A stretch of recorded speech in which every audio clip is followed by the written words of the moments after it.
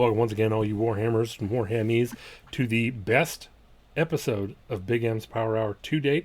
I'm your host, Big M, along with the best co-host in the world, Cole Z. How you doing, Cole? Hey, buddy. Hey, I'm doing great. Doing great. Best co-host in the world. I love it. I'll take the new title. Just tack that one on at the end now. Exactly. So I feel like we haven't done the show in about a year and a half. 50 billion years. Yep. It's been a long time. I've been so busy that I didn't realize this is the second anniversary of the Big M Power Hour. There was a little bit going on, and GW has made the month a little busy for you to take the time to celebrate. Yeah, if you saw the title screen, I had to use a lot of acronyms, so...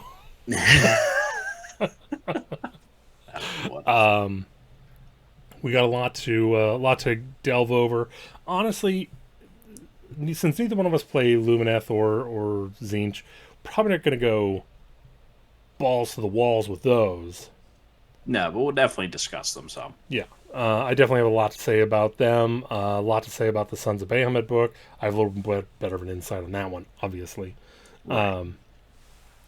But yeah, so for me, this month has been all over the place.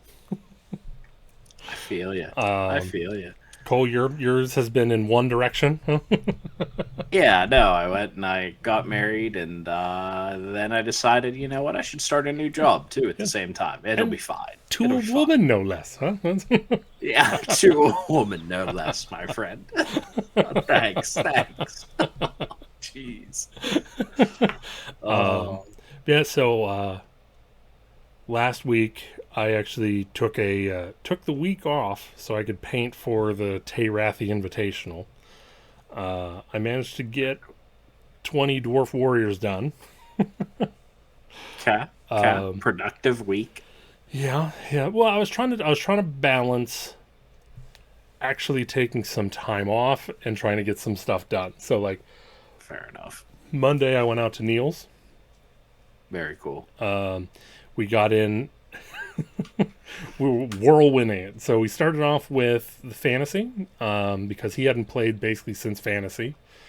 Okay. I think it was a combination of I'm hoping it's a combination of his list was suboptimal and I'm starting to actually find the right list. Okay. Good. It was narrative.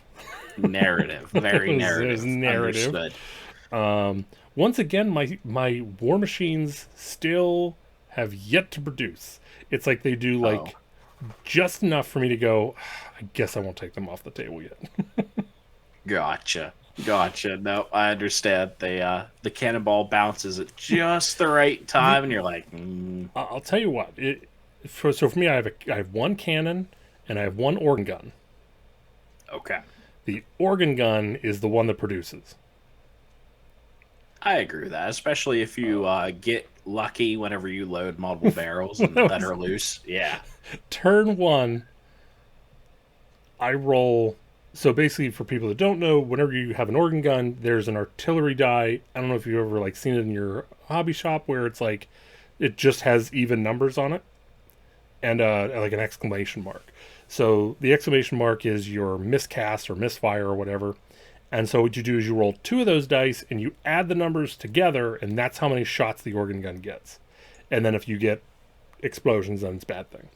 Well, I got 2 10s, which is the most. Straight out of the gate. Yeah.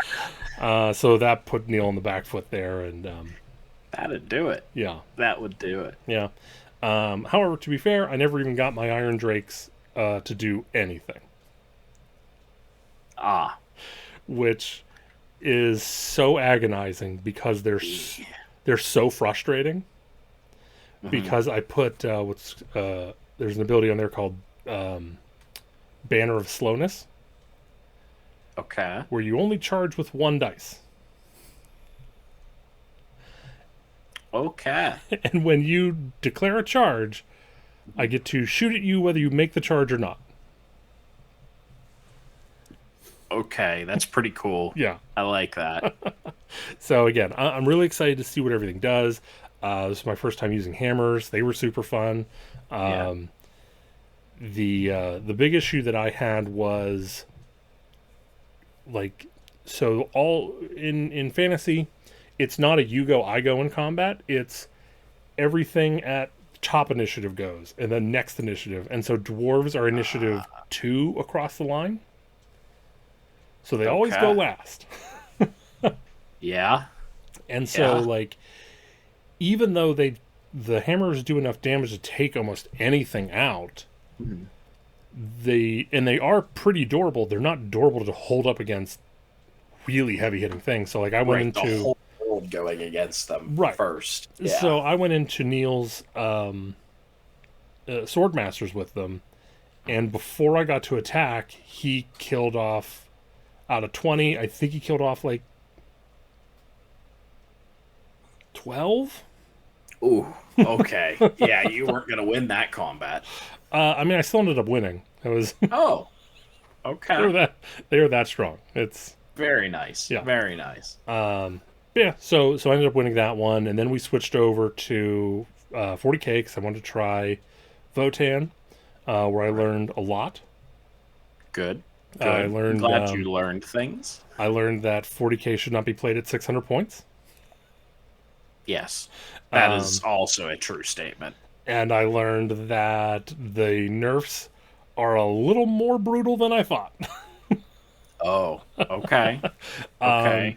and well, so it's funny. It's like so after that, I started watching. I was trying to find more post nerf battle reports, Yeah. and I found I can't remember if it was 4 or 5 of them, but I have not seen a win in a battle report with Votan since the nerfs. Right. So hopefully, whenever January comes around and they do like their next big adjustment, they do something. Right. Yeah. Pull back a little bit Yeah, on the punches that were delivered. Yeah. because I mean, like it's again,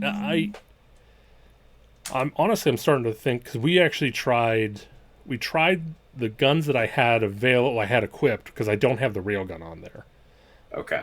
So we tried it without the railgun, and like they're not that strong. Like they're Okay. okay. Right. I went against his fire warriors, and I think I picked up like 3. All right. Fully So you grudged. didn't cut a huge swath Right. through the unit. Yeah. Right, exactly. Like, I mean, it was. I can't remember if he had 10 or 15 in there, but yeah, we were like, okay, let's say you have 3 grudge tokens on you, and we did it like 2 or 3 times, and it was like, yeah, about 3 every time. I'm like, Okay. woof. Yeah. Yeah. Um, so yeah, so really, it's just because now, like, if you look at if you have the railgun and you're fighting something that's fully grudged, the only way to get use out of your railgun, other than like, okay, this one hit kills a dude, Right. you have to roll a 3. Okay. That's it. Just a 3. No higher, no lower. Because higher you auto hit and then your ability doesn't go off. Lower you miss Right. and nothing happens. So then if you roll the 3, then you get a chance to roll the die, and then on a 6, then you'll do your spillover and your mortal wounds and all that other stuff. Right. Yeah. All that fun. So it's like, okay, well there's Yeah. That is a bit of a problem there. and again, like it is I still think the railgun is has too many abilities for one gun and has too many and those both abilities that it has are too good. Okay. But at the same time, this is one of I think I want to say it's 6 different abilities have the do something on a wound of 6. Yeah. There's probably a decent amount. Yeah. And so it's like that just goes to show like, well, you got I see what you're trying to say. Yeah, Yeah. like you made it wrote this for a certain thing to occur. right. The problem is your fix turned that thing off. Right. Yeah. Right. It's like it would almost be like if you wrote a mystery novel, someone read it and was like, "Well, it's not very PC," and so you go back and fix the problem, and you're like, "Well, now you got rid of the motive." Like, I see what you're saying. Yes, It used yes. to be the butler. Now it's the best friend from college who just showed up. Like, Right, yeah. but yeah. So I we're I don't know if you're old enough to remember Friends, the TV I've show. seen a couple episodes, Yeah. yes. So it's going to be fantasy until like the day of the Teyrathi Invitational, and then we have Mhm. to pivot to go into 40K to learn how to play this Fair enough. army. Yeah. And then again, we have, hopefully, we have Brewhammer. Oh, jeez, yeah. Hopefully, a Yeah. Brewhammer. I'm gonna try. So here's the plan for Brewhammer. Okay. We're gonna hope for Sylvaneth Okay. because I want the army done. Fair. But Fair. if I don't get it done, I paint up King Broad and go to And you go enjoy yourself smashing around some giants. as long as I don't. Yep. So then, after that, speaking of giants, we then played. We played AOS, where I brought my giants. We did 2,000 points, and I played the new book to the best of my ability. I didn't have the new book at the time. I do now. I Okay. was just kind of going off of like what I read for the show, and what I could find on like line. Right. And he was like, "What should I bring?" And I was like, "Well, why don't you bring Corn? You seem to have been doing pretty well with them before. Let's do that." Yeah. Well, Corn was very pleased to stay. Gotcha. Now, what was funny was he dropped one giant, and I think by turn 3, I basically wiped the board. Ooh. Okay. Now, what was funny is my biggest detriment was there's a new artifact that I put on my general, which was the Gatewrecker, Gatecrasher, Great Stomper, the Gate one, Gatebreaker. Yeah. Gatebreaker. That's the one. Yeah, you had it the first time. You knew what you were talking about.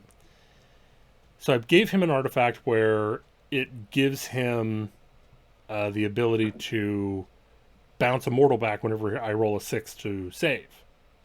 Oh, okay. Well, the problem is he had like I forget which one's A that. million attacks. Well, so it was more along the lines that he had the Blood Warriors. Okay. Who rely on their nice armor save. Yeah. No, not or no. What's the ones that attack you on death? Blood Warriors, Okay. yeah. So he would come in, he would roll a bunch of dice, I'd roll a bunch of 6s, so then I'd kill a bunch of guys, so that they'd run They'd in and then do attack more again. attacks, and then I would roll more 6s, kill more guys, they'd roll. Oh boy. So basically, it was mutually assured destruction, Oh, just yeah. going back and forth as you whittled it I down. guarantee I got more damage dealt to me by using that than Neil did attacking me. Dang. Yeah, that sucks. However, the entertainment that Yes. Got a little bit of a freeze. Let's see if he, well, hopefully he's frozen for both of us, because otherwise I'd be talking through him, which would be very rude. Okay. Oh, I lost my connection. darn my internet. There we go. I think it was my it- internet. Oh, okay. I was gonna blame me. Well, I went over and said you lost your internet connection, so I assume it's me. We'll clip that out. We'll cut it out. So Yeah, you have no sure. idea what we're talking about. No idea. But anyway, so it was a great time. I was so happy to go 2-1. That was the most important thing of the day. There you go. I went Neil into have a nice losing record in his own home. went into Laraka's home, brought him down. Awesome. Yeah. Awesome. No, man. again, as always, it's nice to fight Neil because we're at the same level but in different ways. Okay. You know, it's like I there's a part of me that thinks he's actually a better player than me because when I'm not bringing trash like Sons of Bahamut, Mm-hmm. he typically wins. I mean, he's beat my Iron Jaws, he's beat my Stormcast, he's beat my KO, he's beat my Fire Slayers. Like, Yeah. it's like I bring something that's somewhat competitive, and that's where the poor boy crumbles. That's Right. Right. You just roll them over. um, yeah. Other than that, like I said, it's just been fucking dwarves, man. I got all these fancy dwarves. I'm loving painting them. Then I go on to onto Votan, get them painted up. Um, I've only painted one guy as a test model, and it didn't really take that long. So I'm hoping it won't take too long. Yeah. Yeah. And then again for I know. Sylvaneth, I'm going like big stuff. Like I'm bringing Alariel, Good. Good. Kurnoth hunters. I think I have like 6 or 9 Kurnoth hunters. Okay. There's very little. There's very little bulk to the army. Right. But right. So let's go on to the news here. Don't have too much news this week. Let's this see month. here. So starting off on October 3rd, here are the Herald of the Mighty Chaos Knights. Nice. So we got a new Tootie Boy on a horse. Yes. Great looking model. Very happy that they are adding him in. The entire box set that they revealed Yeah. with him. Oh boy. That is one that I look at and I go, I would really love to start a Slaves of Darkness army. I'll tell you, I really shouldn't do that to myself. It's one of those armies where I don't know if you have like these armies that you'll never start and you wouldn't like fall in love with it, but you're always like, but maybe. Yes. Yeah, I've got a couple of those. I'd say Nurgle is probably one of those as well for me. Yeah, Nurgle's somewhere between the but maybe and the I'm going to do it. Right. Yep. But yeah, I like the way. The thing is, I really like the way the army looks. I really like how it looks on the table, and I really like the what's that the roll. The roll. Where you if a hero kills another hero. Oh, eyes of yeah, the eyes of the gods or something like that. Yeah, I really like the idea of that. Like, yep. Yeah, that's just a cool idea. That's so yeah. So I'm still interested to see where this is going on. It seems like there must have been. I saw that there. Oh, excuse me. That there was a bunch of leaks. Hey, I think this was a rumor engine. The skull and the hoof. That actually makes plenty of sense now that you're saying it. Yep. Yeah. But yeah, it looks like there has been leaks. I haven't looked this one up. But because it seems like most people are talking about it already. Right. Yeah. But yeah, I'll be interested to see how it plays out. We'll cover it whenever it's actually out. And then moving along. Okay, so October 13th, 4 new Citadel tools are about to make your Warhammer hobby better than ever. So I mean, what are your thoughts on the tools? Personally, yes, GW sells tools that are good for modeling. You should probably go to your local hobby store that's not like a game store and buy whatever it is that you need. It will likely be cheaper. If you go to and just as good a quality. Yes, exactly. If you have a Hobby Lobby, if you're over here in the States, or Joann's or Michael's, go to those. They'll have it. It'll probably be cheaper. So not cheap, because those places aren't cheap. But no. Well, it's going to be cheaper than this stuff. You're darn right. I don't know if you watched Ninjon at all. I can't say I do. No.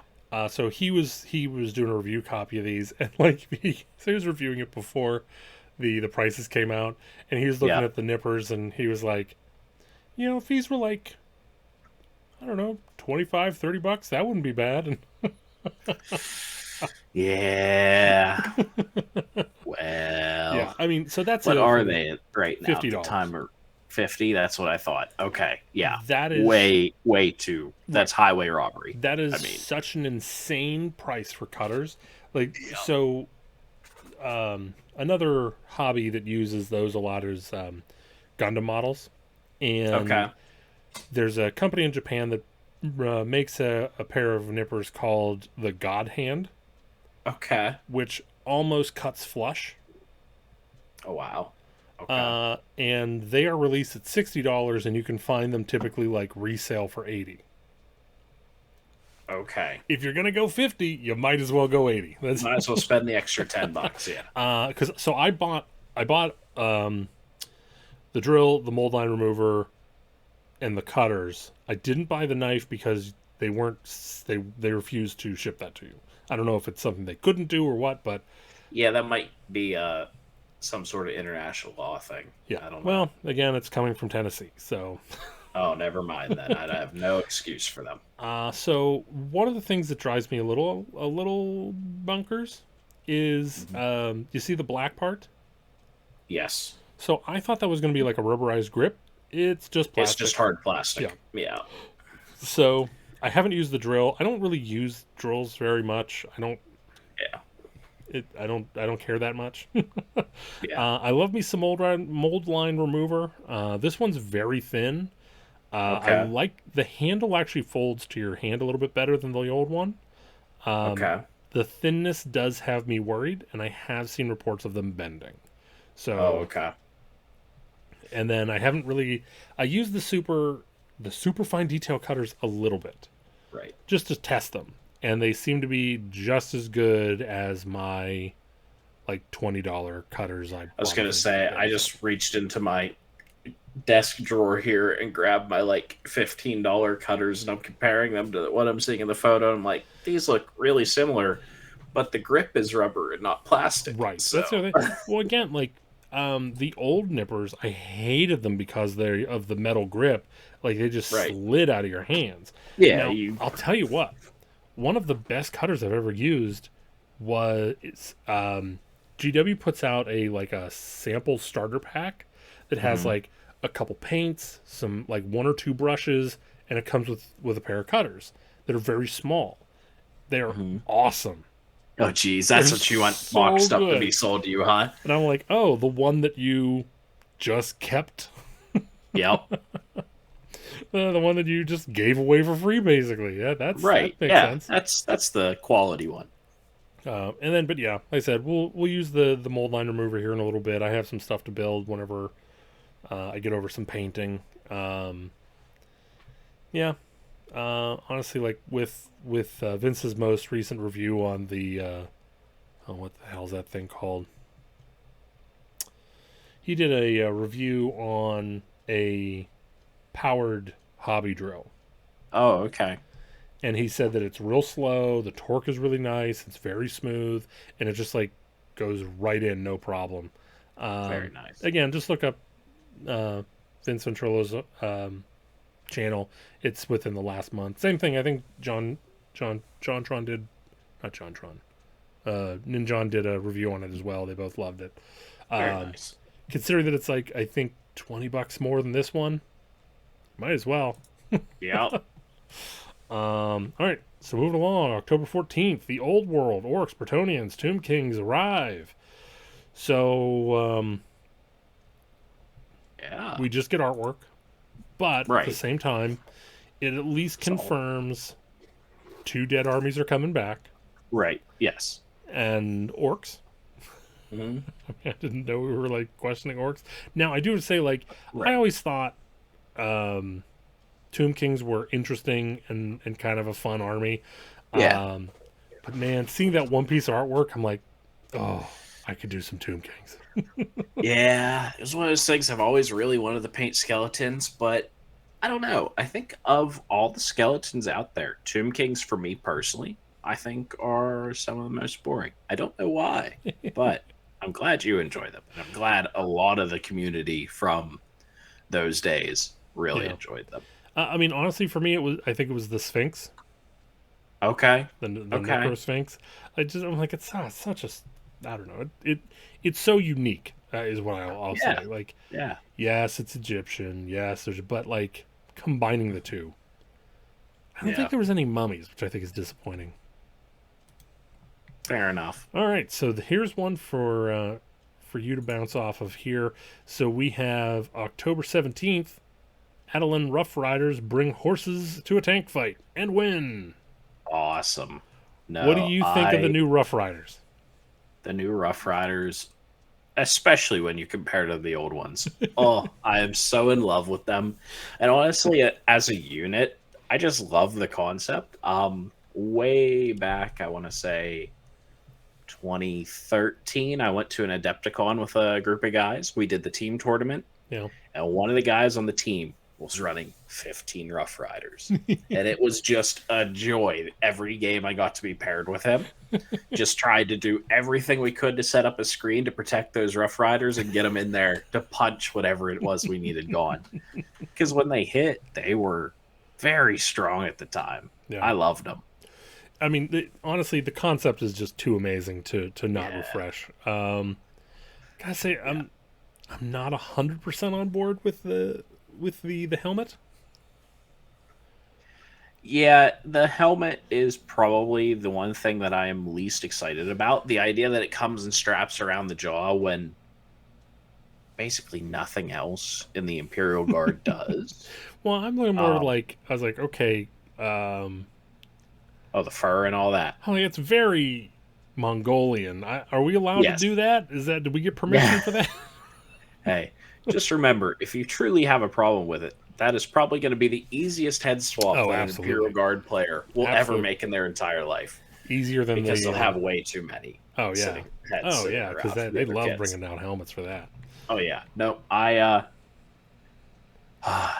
actually probably, yeah, beginning of pandemic back in 2020, I sold an Imperial Guard army that I had, and just seeing some of the new stuff lately, I'm sitting there going, well, if I limited myself to how much I bought, it's a lie, I'll tell myself, but Here's what I've been doing recently to help myself with that. I'm like, but then you have to paint it. I know, but like I said that to myself about all the Deepkin up here, and I'm 17 models away from having the whole range painted with basically multiples of everything in the range, Wow. and that's in under 2 years. So I don't know. I might be able to convince myself. All right. So then moving along here, we go to October 25th. Curse City. The heroes make their final stand against the vampires. Yeah, this was a mixed thing for me. So I know people kind of griped and grimaced about this being the final. I'm like, well, I mean, how many expansions do you really want? Right. You know, that my thing that got me was at the very bottom where they added you'll need a White King and a Necromancer and a unit of And each Direwolf. of Graveguard, Vargeist, and Direwolves. Yeah. Yeah, that's what got me disappointed as well. So,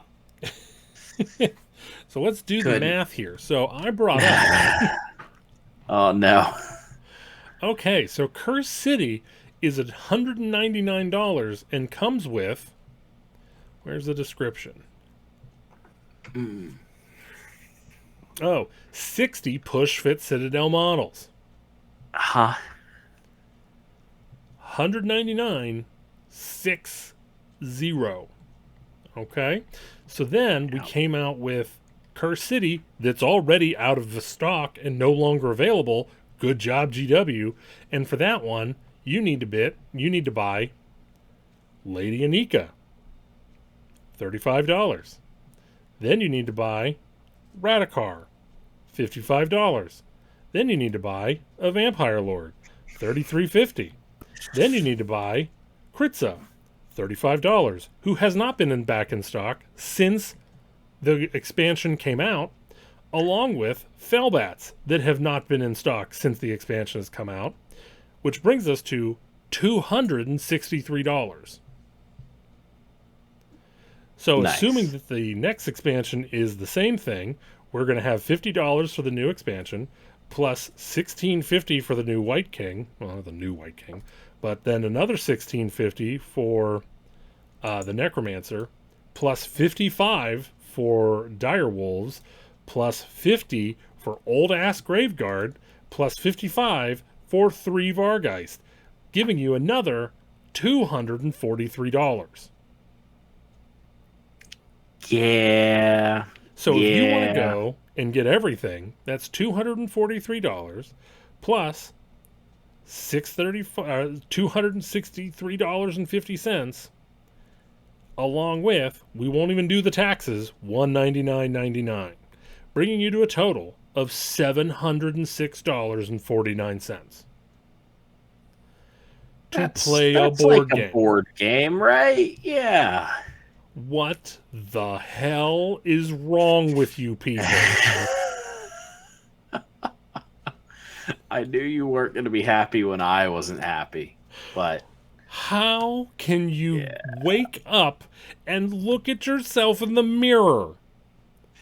I get because there was With a such a pile of delay. money. But here's the thing is like people just aren't going to buy it. Well, they can't buy most of it, honestly. Right. Yeah. But like what I don't understand, like people go, "Oh, GW just wants to make money." No, they don't. They're too dumb Yeah. to make money. Like they literally fall ass backwards into success.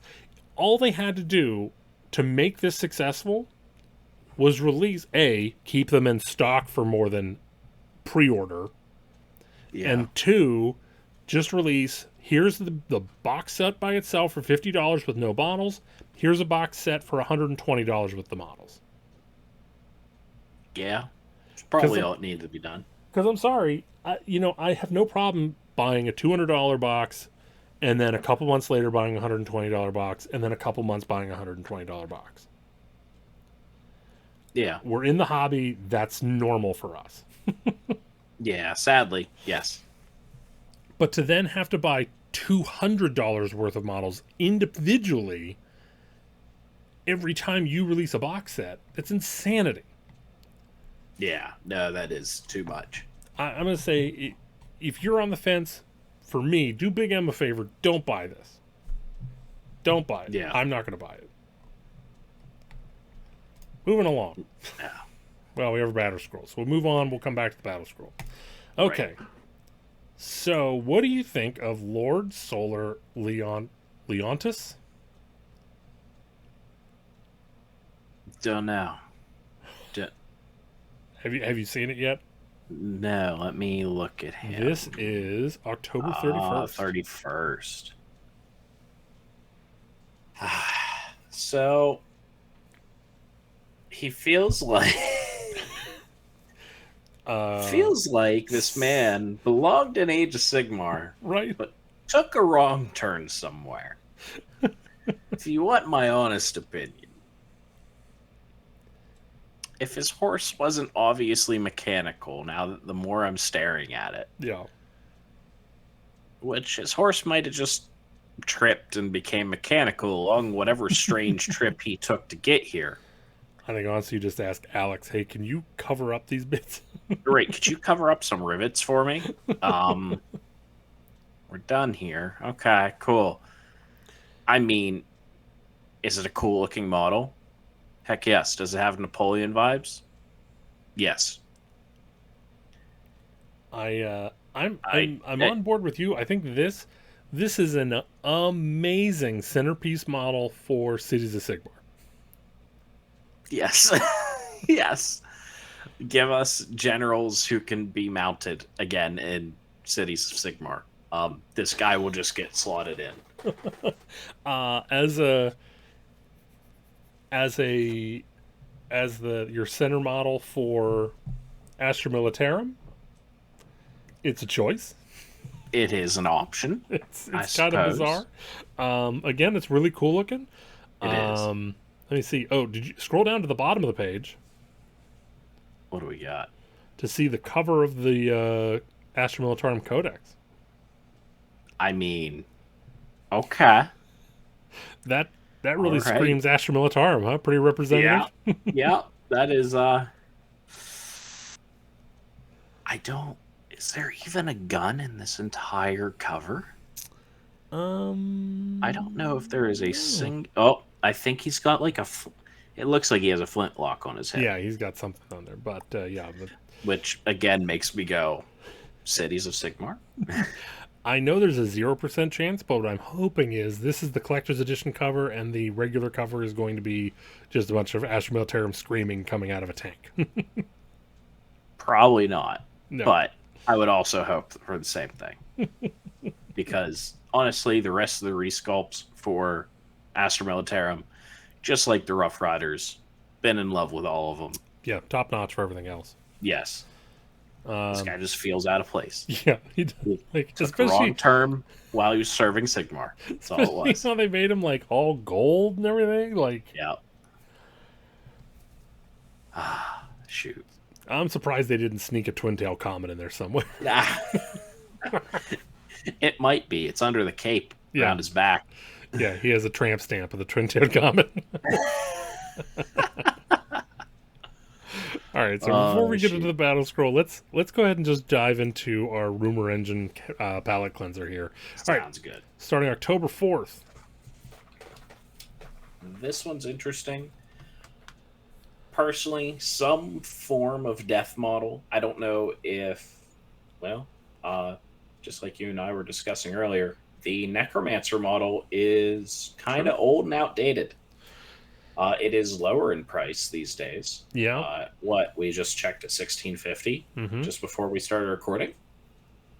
Maybe we get an updated one. Yeah, I mean, here's the thing: is Soulblight doesn't have their battle tome yet.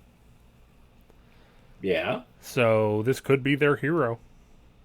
Very, very well could be. Could be the hero that goes in the box set with them. I think we'll agree with on that one together. All right. All right. Now on to the 11th. The 11th here, something 40K. I was in argument with myself whenever I saw this one. I think this is some sort of Tau blade, or something along those lines. Personally, I heard someone say that the different Tau like casts are representative by each one of those. Okay. I wasn't aware of that. I knew they were all represented by an element, but I didn't know there was a shape that went with it. I mean, it sounds like something those dumb Tau would do, but I mean, yeah, I'd go with that. yeah. So I'm fine with that. We'll say it's a Tau thing. Sounds good. Okay, the 18th. This is that same faction that we've gotten pieces of for months. That makes me want to say Seraphon, but then it has rivets. Right. Which throws me way off. I honestly think it's just going to be a Warcry warband that we just can't even predict. At this point, I have to agree with you, just because if it was Seraphon, I feel like we'd know about it by now. And it'd be feathers. Yes, it would be actual feathers, not metal. All right, moving along to the 25th. Yeah. So this guy's interesting. I think this might be a piece to the Slaves of Darkness book that we haven't gotten to see yet. Yeah, I don't know. Like, it makes sense. It doesn't feel right. Mm-hmm.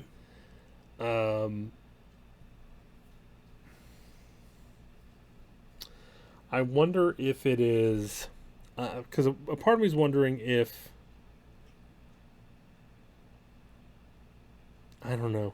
I don't know what it could be. Like, a part of me wants to think it's like a Necromunda model, maybe, like a new box set or something. I could see that. Some sort of mutant or something that lives in the Hive City. Yeah. Yeah, because I mean that's one of the things is like you look at the that box set. What was it, Rogue Trader? Yeah. Is that what they called it? Yes, Rogue Trader box set, the Kill Team box set, and that had like the bug monster and the robot, and it's like it just like it opened up a whole bunch of stuff, and then you had the other one that had the Nurgle guys, and you're like, we could put anything in here. Right. Yes. Between Kill Team and what is it, Warcry and all that. All Who right, knows then we what it got could be. November 1st. So we went and we flipped an exhaust pipe upside down, I think, or a staff with an exhaust pipe on it. I think it's like an American chopper Custodes. Is that? Yeah, yeah. I'm not entirely certain what it I is, don't have a clue. but in my mind, that's an exhaust pipe. Yeah. That's like a smokestack for a big truck. So Yeah, it's definitely 40K. yeah. Age of Sigmar doesn't worry too much about their exhaust. No. Pollution is not a thing in Age of Sigmar. It's aether pollution. That's Can blame all the KO for that. and it's weird. I It's don't like, I don't know. know what to call it because like we just got all our Astra Militarum stuff. Yep. Unless they're going to be like, "Ha, surprise, bitch!" What's the other one? Solar Auxilia or something? Oh, geez. Yeah, they could try something like that. I don't No, know. the only other thing I could think of would be like a Mechanicus thing, but they Even then, the normally Mechanicus are don't really do arcs that. of electricity Yeah. and stuff. So Yeah, it's not 80s or it's not 50s enough. right, yeah, I'm gonna cheese this one and just say something uninteresting and boring from 40K. sounds good. Till we Now fall watch. in love with Watch it. out, it turns out to be like Pertarbo or whatever his name is. Nah, there we go. All right, so let's take a look at the battle scroll. Yeah, So they kind of confirmed that they're just going to keep all the old rules that they want. So like whenever a new battle tome comes out, all the other stuff is gone, and if they want any rules to stay, they'll put it in here. right. We got a new Purple Sun. Which has been out for a little while now, but Yeah. it was definitely a fixed Purple Sun. You're not just gonna automatically eat some large creature anymore. I felt terrible when the first time I ever cast a Purple Sun, I just picked up a Fire Slayer Drake. That's all he That- has, man. That's all he has. And just pick up a 200 something, 300 point model. Well, it off the bat, sure, okay. But yeah, it probably shouldn't pick anything up, to be quite honest with you. That is a And bit just much. do the -1 to your save, and everyone call it good. But I understand why. And the fact that the range has gone down to within 1 inch instead of 3 inches Yeah. means you're not going to just kind of do it as you pass by. You meant to do it. Right. Right. So we got some changes here. The Grand Alliance order. We for Stormcast, we got the official change of Thunderbolt Volley, which makes that useless. Storm Drake Guard, which is fine. Living City, Yep. convoluted but fine. Yeah, yeah, needed fix. Yeah. I still think it's a long way to the well when it could have just been when you pop on, that's your move. Mm. Hey, we fixed it. Mm. Like every other pop on in the game. Right. So for the Grand Alliance, the only new one we got is Beats of Chaos, where they changed the Primordial Roar. Right. It was you just got it if Right. you did a primordial roar. Now you have to roll for it. Right.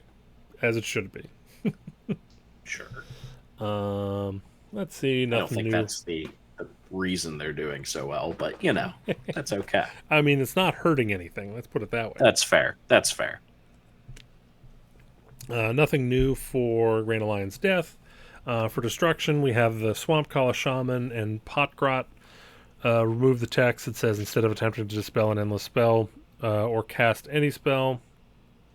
So they can use this ability right. and attempt the dispel. Right, which is how it should have been. Then for Gloomspite Gets, it basically makes it so you can take your Spider Riders, which again doesn't change anything, but it lets people play a game that in a better way they want to play. Point changes. I'm not going to go over all of them. Was there any that stuck out to you? Yeah. Not a whole lot here. I thought you were just going to lead me at yeah. No. Sorry, the internet cut there for a second. I had to catch back up. No, no, you're right. So a little bit did. Yndrasta dropping down 40 points, I thought was a nice little boost to her. Give us a reason to play her more and more. Yeah, I. Um, What's funny is like I think 40 is a lot of points to drop all at once, but yep. still not enough.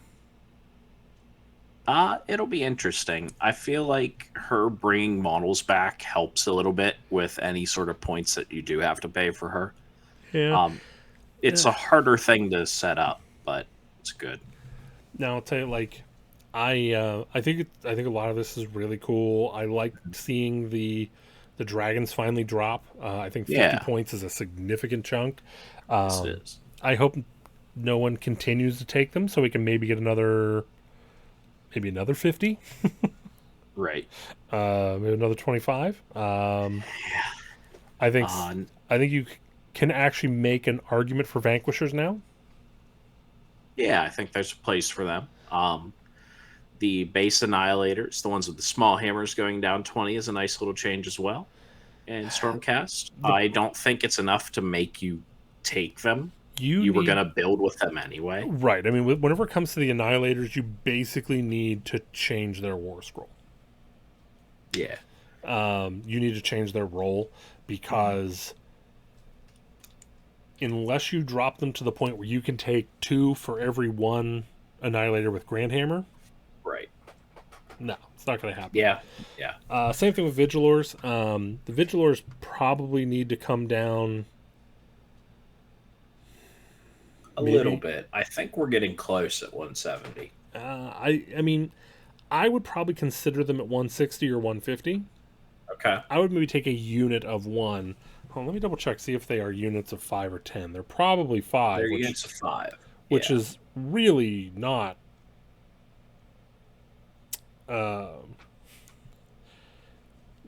It's not the most attractive because it's. I mean, it's 2 attacks, it's threes and threes, 1 Ren, 1 damage. I mean, I still look at these and I still go, well, I could take what are they, the Vanguard Hunters for 125, and the only difference is their to hit and wound is 4, but they can pop up wherever you want on the table. Right. So they're getting there. Like I said, I think 170 is still too much. If they did mortals on the 6 or something, other than Right. like, because they give that buff, maybe even if the buff was +1 to wound, okay, you got me at 170. Like, Yeah. for Leaving Stormcast Eternals and going to like Beasts of Chaos. yeah, Boy, they just said, what are the two most, well, let's be honest, efficient units in that book? yeah, Let's pump them up because they were just getting spammed. I believe there was someone overseas who took a list of like 10 Coctrus, and that was What, Bill took 950 6? points of his list, and he did very well a few months back.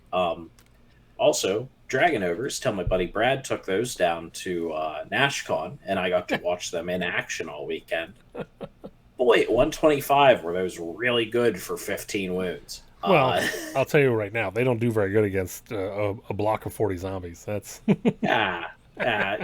I mean, that's okay. I'll take that.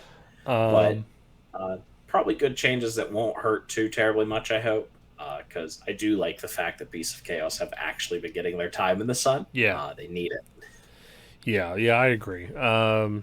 Like I said, I'm glad to see Slanesh come down. I would have liked to have seen, of course, the what's their main demon?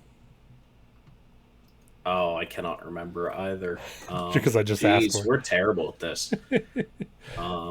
We don't play Heat Knights. The Jeez. Pleasure Buster. Let me definitely Keeper not of Secrets. on game. Yes, Keeper that Secrets, one. that's the one. I do think we should have seen Keeper Secrets on here. I honestly think we should have seen some big points dropped across the board because, like, there That has army to be, needs a little bit of help. Yeah, right. I am getting a little tired of the "Hey, you were good" tax. right. And it was like, no, they You made one ability too strong, and you made their summoning way too strong. Yep. What was there? Was it you give your opponent strike last? Yes. I forget what it was called, But like, but yeah, giving your opponent always strikes last was big. yeah, I mean that's a little much. I mean, there's a Yep. lot of other ways you could have done that. Even if it was just anything, like you just have a an allegiance ability that is, if you charge, you gain the strikes first, Yeah. army wide. Fine, it makes sense. I'm not going to complain about it because then I'm going to attack and I'm going to take whatever I'm fighting off the board. Hmm. I think for Nurgle, I think they got hit. I'm going to say a little too hard. Maybe the Blight So Lords are fine. right. Blow-Ab, I think, is fine. Hmm. And yes, Demon Spew is very strong. Right. But like, here's the thing: is if you put him up that high, you now start making it so you can't take full units of other things that are required in order to be able to produce. So I think the reason that the points up looks like this is because I believe there were quite a few people who were running streamlined lists that were a Lord of Afflictions, Pascoa Blight Lords. Yep, that was the list. Right. Um, and just causing what I think was a very negative play experience for a lot of people where they just went before you, charged you on turn one, and because they were Nurgle, they just held you in your backfield because you couldn't fight through them. Well, I just want to know at what point are we going to learn that having that much movement turn one is not fun and needs to be stop happening as a thing. Right. Well, I think having that much movement turn one wouldn't be so much of an issue if it just wasn't that they pinned you in your backfield and then they Right. were like, okay, we're going to spend 3 turns right here while I score points. Right. I mean, it's or you just make it so Blight Lords can't be battle line. That too. Again, That's that's always another my option. go-to. Is like, hey, sure, you can bring as many as you want after you fit in your 3 battle line, Right. Right. because it's not like they have cheap battle line to go to. Yeah.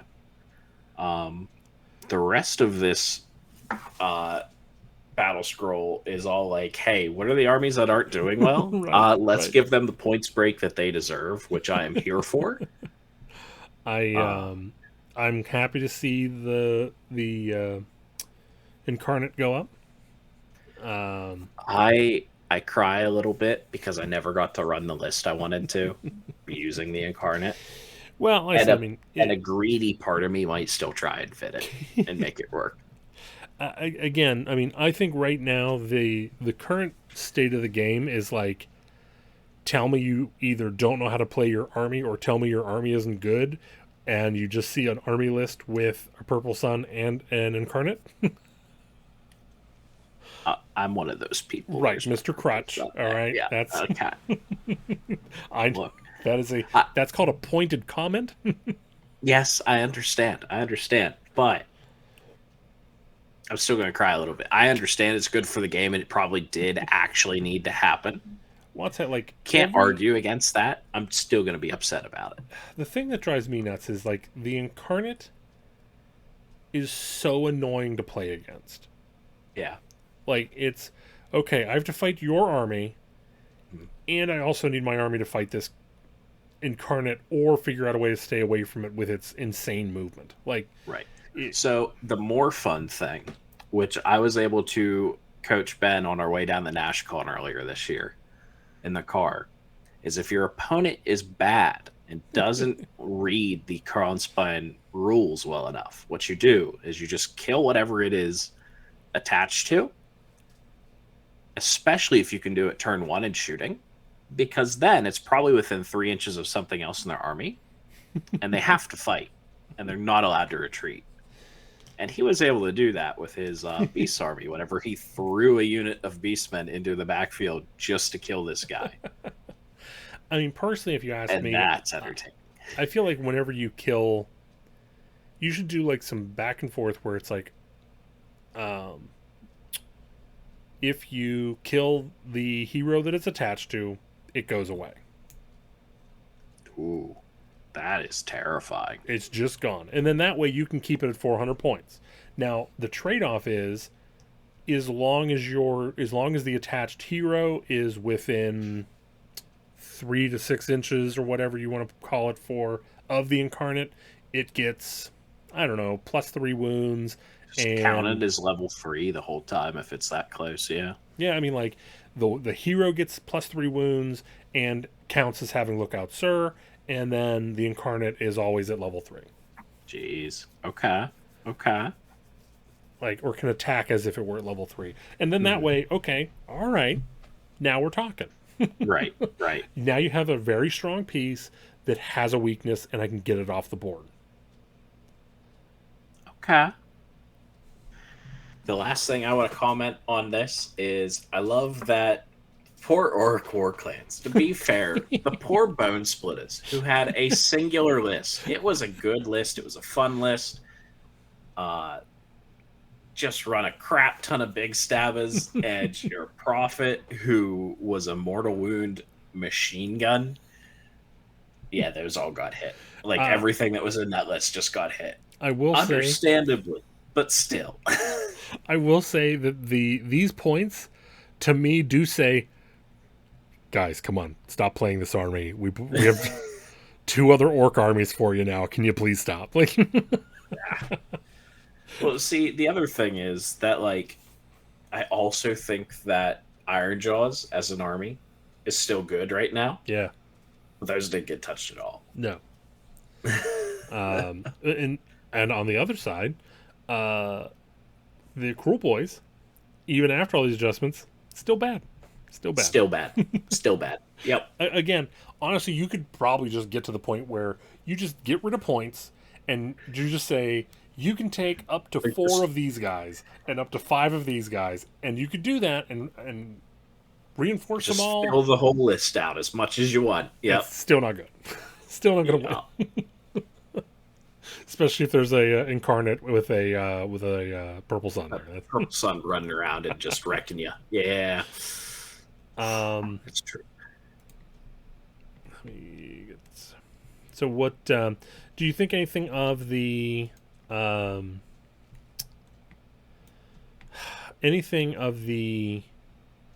FAQs stand out to you? From the FAQs themselves, I can't say anything nuts was in them. Yeah, there's Personally. I was glad to see the KO clarification. Yeah. Other than that, I mean, I thought they were fine.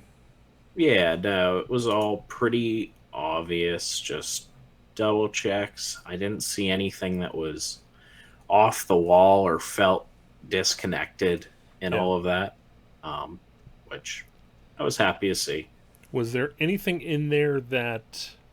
Because honestly, I don't think there was anything in there on either side that was egregious to the point where you're like, oh, how dare you put that in there? Right. I'd have to agree. Was there anything in there that wasn't there that you wanted to see?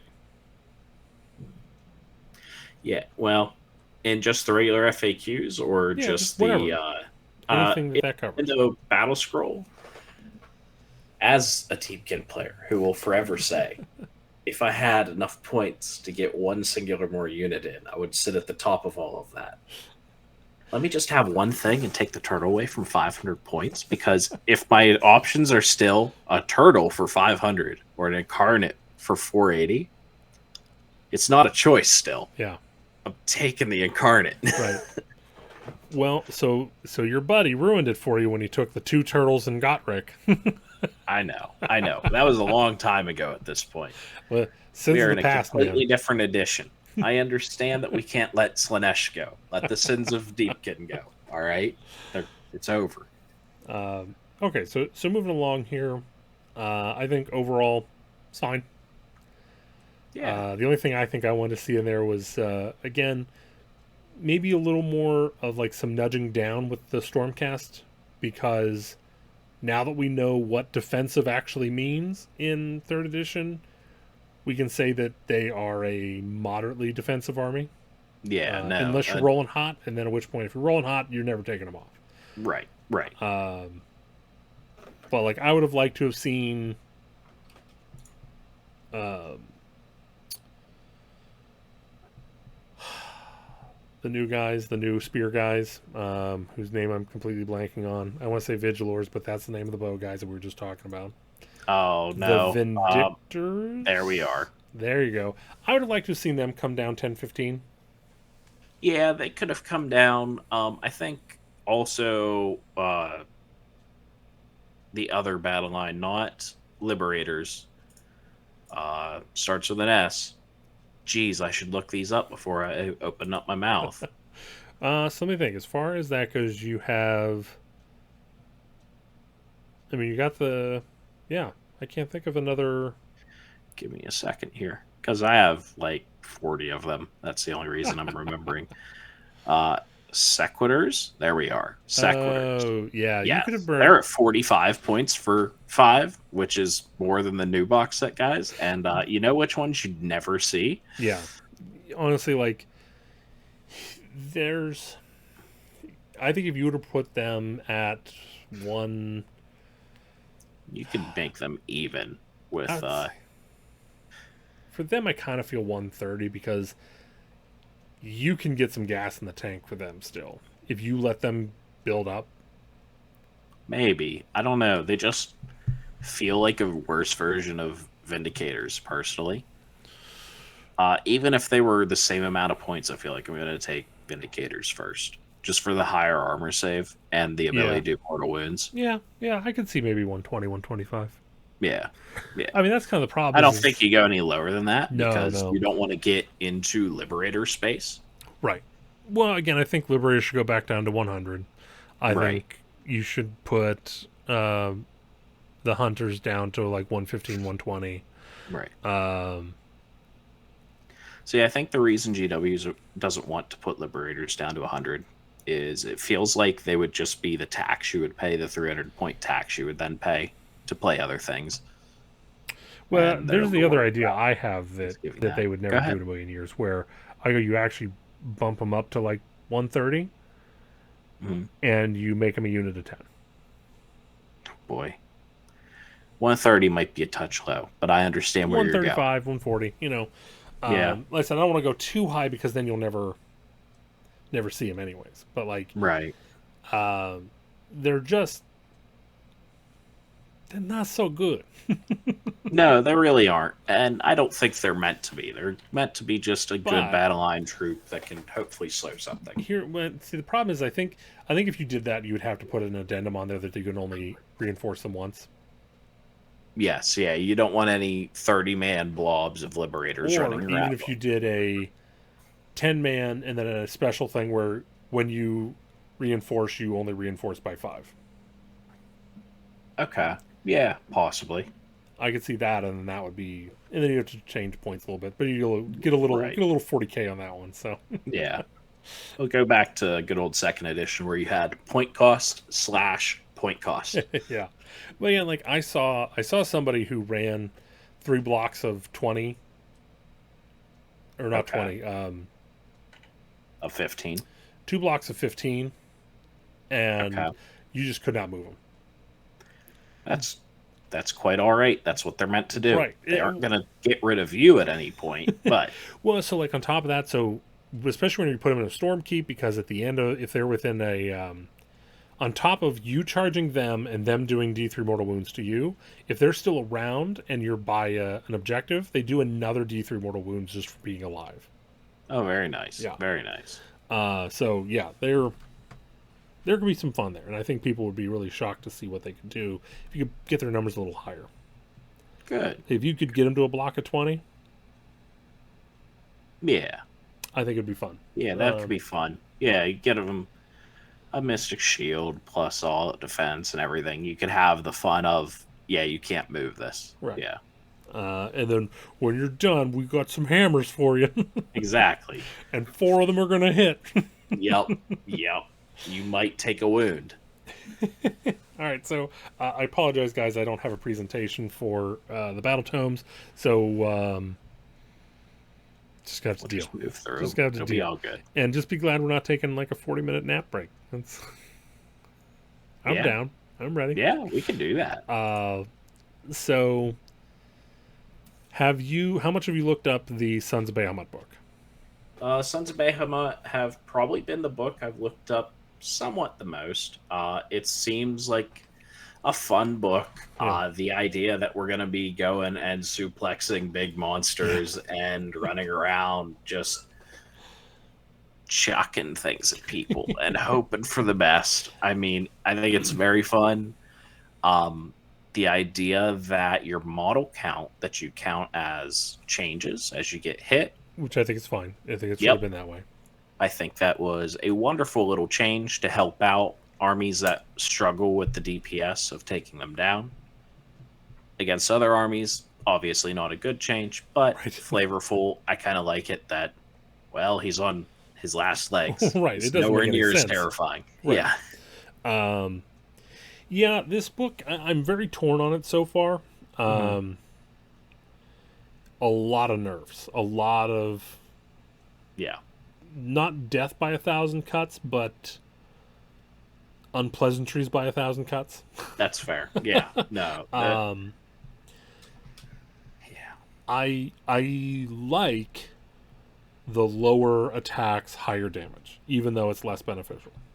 I agree. I think that feels more like the book. Right, it feels better. The problem that I have is like, okay, so I had my Gatebreaker with 10 attacks doing 3 damage apiece, and now you've whittled it down to 6 attacks, 4 attacks. I forget, but I think it's 6. Yeah. And is that I can't remember if it's up to 4 damage or not, but Yes, it is at 4 damage. yeah. So you're at 4 damage. So overall, a net loss, Right. and that's kind of the case across the board. Yeah. I was hoping, honestly, I was hoping for a little bit of polish and a little bit of love for some of those war scrolls, where maybe you can, I don't know, like, I was just kind of expecting for just some wax, some wax and buff, like maybe just a mortal wound save. Yeah, that could be fun. Just a 6-up. Nothing crazy. I'd Just say something maybe like a little to be 5-up. happy. I don't know. Them being 35 wounds apiece. Well, the A 5-up's problem pretty big. is the problem is like with how armies have kind of come out with the amount of mortal wounds they can push, you can melt the army like a wax candle. I mean, you need Yeah. something against that, and a 6-up isn't going to do it. I guess I could see where you're going. Now, again, I'm for- not talking about a full-on ward, just mortal wound save. Just mortal wound. Okay. Just mortal wound. If it's okay. Yeah, I can see that. I could see that a little bit more. I was thinking you were asking ward. for No. If we're I just think- asking mortal wounds only, Yeah. that's a lot better. Because like it's so ridiculous that it's just like, oh, I do mortal wounds. Oh, okay. Well, I guess I'll just take this model out. Want to roll for timber? You're just gonna win. It's fine. Like Just that's start the other thing. winning It's like timber rolls. It's I fine. was hoping they were gonna get rid of the timber roll off. Yeah. I was hoping they were gonna get rid of or adjust the cap on the attacks for the War Stomper. Oh, yeah, no, I agree. Like I said, I totally get there being a cap, but I think it should be the cap is 10, and the chart can modify it beyond that. Right. Because like at the beginning, it's like +4, and then it goes down as it goes. Right, I forget. yeah. The number might have changed. The number might have changed at this point, but it at least used to be 4, and so it's like 14's not the end of the world. No, I get you. Yeah. And I felt like he didn't really receive very much of anything. The new terror rules across the border are fun. Yes, agreed. Those are great. They're hilarious. The being able to, especially for the Gatebreaker, exchange all your attacks Yeah. for one big swing. Yeah. It's a terrible idea, and you should not do it. I for sure would do it plenty of the time, though, just for the fun of, well, we're gonna roll. What is it, like 5d6 or something? Here we Yeah. go. Well, again, I mean, like whenever you're at the end and you have 2 attacks, Right. No, it's not a terrible idea by then. Not at all. because that doesn't go down. That's always that number. True. Yeah, that's great. That is Um, great. Now, I the what's it, the Beast Killer or the Beast Wrangler? I don't know, the Beast guy, Okay. the new unnamed Oh, Beast yes, monster yes. focused guy. I think he, like, some people like him. I think he is not worth the plastic he's molded out of. The Beast Smasher. Yeah. He, first off, GW. I don't know if you checked your own clock before you released this. Monster season was last year. No, no. What if it comes back, though? It's not coming back, okay? Because you know what's going to happen? We're going to go on to do something else, and then something else, and then 4th edition's going to happen. Yeah. What if No, it's fourth not. edition, though, has, What if 4th edition is monster? yeah, it's monster focused to start. Okay, that's great. And then they'll get a new battle tome, and Especially since we're doing this 6-month cycle, it's a good my chance we'll get back to monsters here eventually. oh my god, There's only so many unit types in this game, all right? Don't worry, they'll We will figure it out. eventually come back to monsters. they'll figure out we got chariots, we got flyers, we got monsters with less than 10 hit points. Ah, jeez. Yeah, like I said, I mean, it's just make it a good model, period. Like, make it a good war scroll, and then give it some anti-monster bonuses. Fair enough. I do think it's fun because this is one of those models. What is it? It's 3 attacks, 3s and 2s to start off. Having a flat 5 damage, I think, Yeah. something like that. So it is fun. Its ceiling is not very high, obviously, but it's got that fun feel. It just doesn't feel like it does quite enough output. No, really, the only reason you're bringing that is so you can look at your friend and go, "Oh, you failed one, 5 damage." Right. That's the Right. only reason you're bringing them. No, I loved it whenever I was playing Corn, and the one flail one of the Bloodthirsters has starts at 6 damage. And you just love it when you're just like, oh, that one shot hit. Pick your hero up. You're done. Get him out of here. Pick him up. Tell me I'm pretty. Yeah. That's exactly it. That's exactly it. Yeah, like I said, I'm not impressed with him. I really, really wanted a generic priest. No, I agree with that completely. With us having King Broad, or Broad, however you're supposed to say it, being a priest, we should have had a nice generic priest in there who could just be saying one powered down version of all of his prayers, essentially. Right. And that would be all I would want. Would be good. Yeah. Oh well. Yep. And then you could have had a whole tribe about praying. That could have been a fun one. Yeah, actually, you just The take 2 communion of them. tribe. Or Yeah. Yeah, I forget how many points the new big guy is, but yeah, if you could fit like 2, maybe 3 of him in there, that would have been a fun one. They are and very then, like, religious. King Broad, I'm very torn on. Again, I'm bringing him because I want prayers in my army. Right. Now, again, at the same time, they did give him a prayer that you basically kind of like are almost shoehorned to use in every turn. Like, Yeah. you're like, well, now I really want a generic priest, you jackasses. Yeah. I do think it was very ridiculous that they didn't have something to make him his own.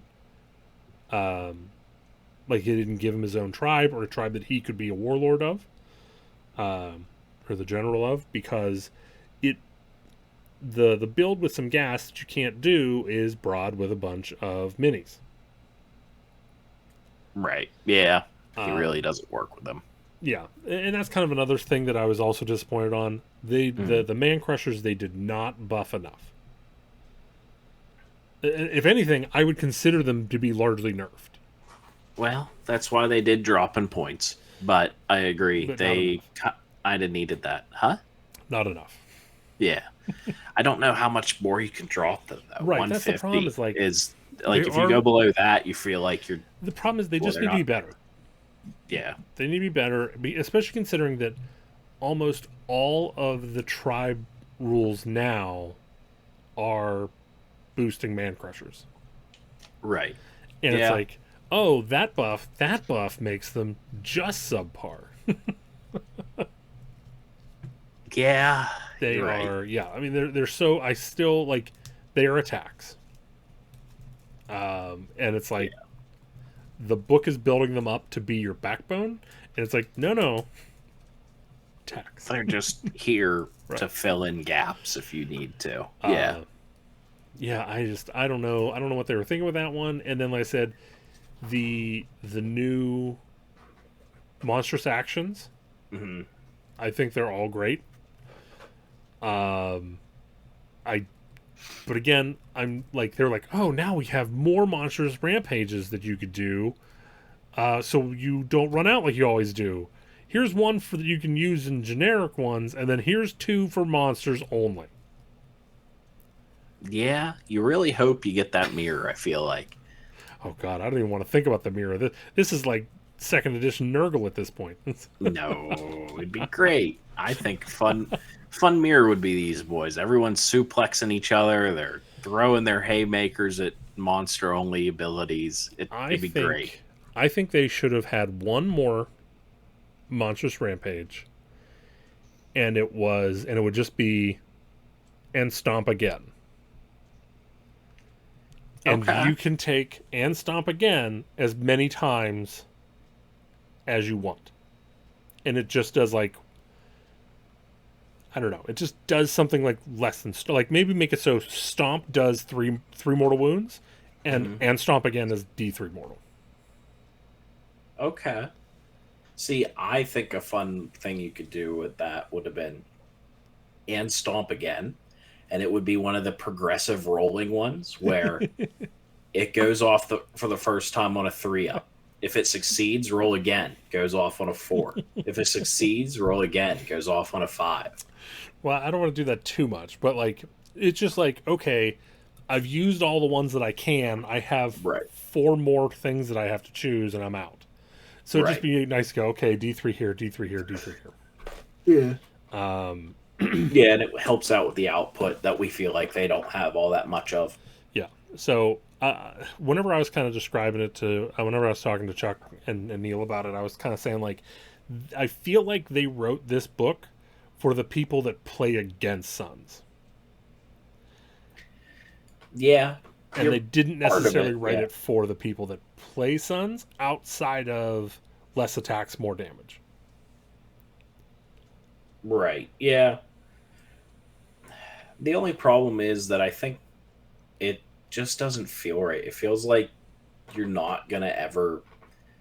Yes, you have a big, scary thing, but it probably isn't going to kill your opponent's big, scary thing No, ever. Not in one shot. no. I mean that's Meanwhile, theirs is going to try and run yours over and very well may run it over in one shot. right, and that's the thing is like the quarter of my army isn't able to stop the 1/10, 1/8 of your army.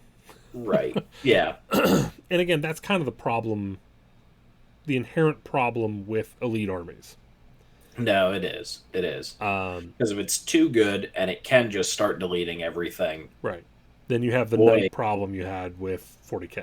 exactly. Yes. And so like I'm not down on this book. I I'm disappointed by it, but I'll still play it. Right. I think there's a couple of small things they can switch up that will help the book if they can find a way to help the little guys a little bit more. Yeah. Um, Uh, I think it's close, honestly. yeah. Having gotten to play against an army that was mostly little guys, it scared me, especially Yeah. them being able to take, what is it? Um, bounty hunters. Yeah. That was Yeah. fun. That's fun. But again, I think that's going to be one of the other things is Bounty Hunters is probably around for another 3 months, 4 months tops. Two, I forget. is it going to be January the new book comes out? So 2 months Well, they here? said January. I'm going to give it Q1. Okay, okay. But yeah, But yeah, so yeah, not very long. I said, so they're, you're not going to get any major tournaments in with them being hunters. No, probably not. Not now. And I think that's kind of, well, come on, guys. Yeah. But like I said, I mean, I think that they should be good without being hunters. No, I don't disagree. They shouldn't need to go into outside of their book to be Yeah. worthwhile. Yeah. And again, you kind of touched on it there, where you said that they're not far from being where they should be, Right. and that's what I think that's almost more frustrating Oh yeah, no, I agree. because it's like you guys were right there and you just chose to stop now. Like, Hmm. That's like how I feel half the time I'm writing a Deepkin list, and I go, if I had 20 points, yeah, but again, say you I do. also do how many damage on one turn? Don't worry about that. Yeah, exactly. Yeah. Me, unless I'm fighting Neil, mine's like I did 10. Yay. Right. No, I hear you. I hear you. 2,000 points just slammed into one unit and 10 damage had been dealt. Yeah. Well, you just start rolling average dice, Right. and Yeah. you might get 20 damage out of it. I just need you to roll my dice for me. That's all. There we go. There we go. So let's move on to Zinch. Sure. So they didn't take my advice for Pink Horrors. No, I put it they out did there not. for them. That was free. It's free. It's free advice. And they were like, no, no, no. We don't want to make people happy. That's it's not what we're in the business for. But yeah, so I've listened to so many things about this, but I have such a little understanding of how the army works. It kind of just all went over my head, no matter how much I listened to it. So how about you give me your rundown? So the army got even better at casting spells Okay. and doing its whole magic thing.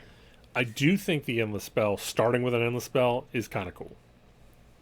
I, yeah, it is a cool idea. I like the idea that Zinch is just always messing around with an endless spell.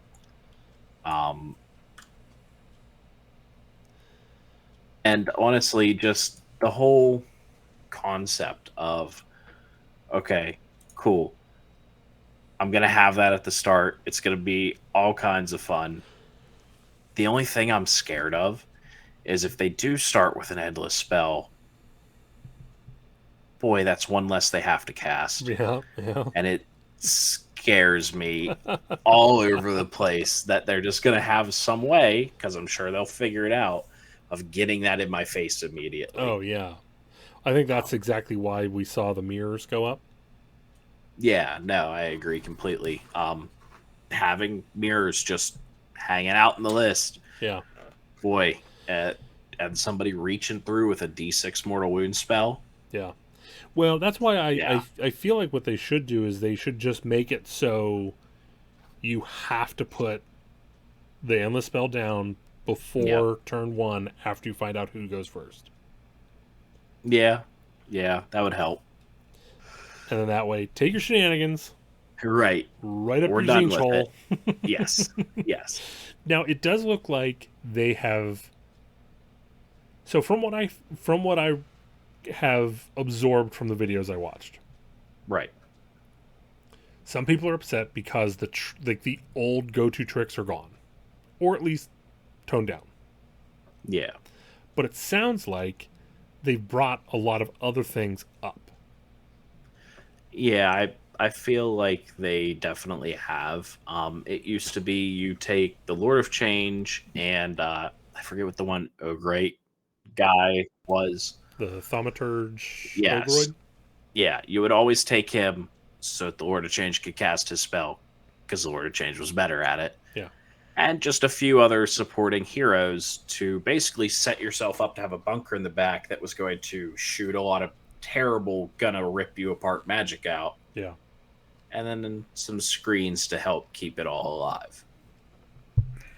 I And feel again- like there's a little bit more, like, there's nothing wrong with that. It is perfectly fine that you want to play a spell bunker. Yeah. That's a cool idea. I don't think there's anywhere else you can really go to play that in Age of Sigmar. It just, whenever it's to the point Illuminate. that there's no way of stopping you and interacting, Yeah. that's the Yeah, and that's problem, my I thing. think. Is like Yeah. it sounds fun for the people that just want to do big things and not have to worry about receiving anything back. Right. Um, but it sounds like the new way is a lot more interactive, a lot more fun, has a lot more things going on. Like you might actually see mortals on the table now. Yeah, I think that would be fun. I mean, I can't even But imagine that. yeah.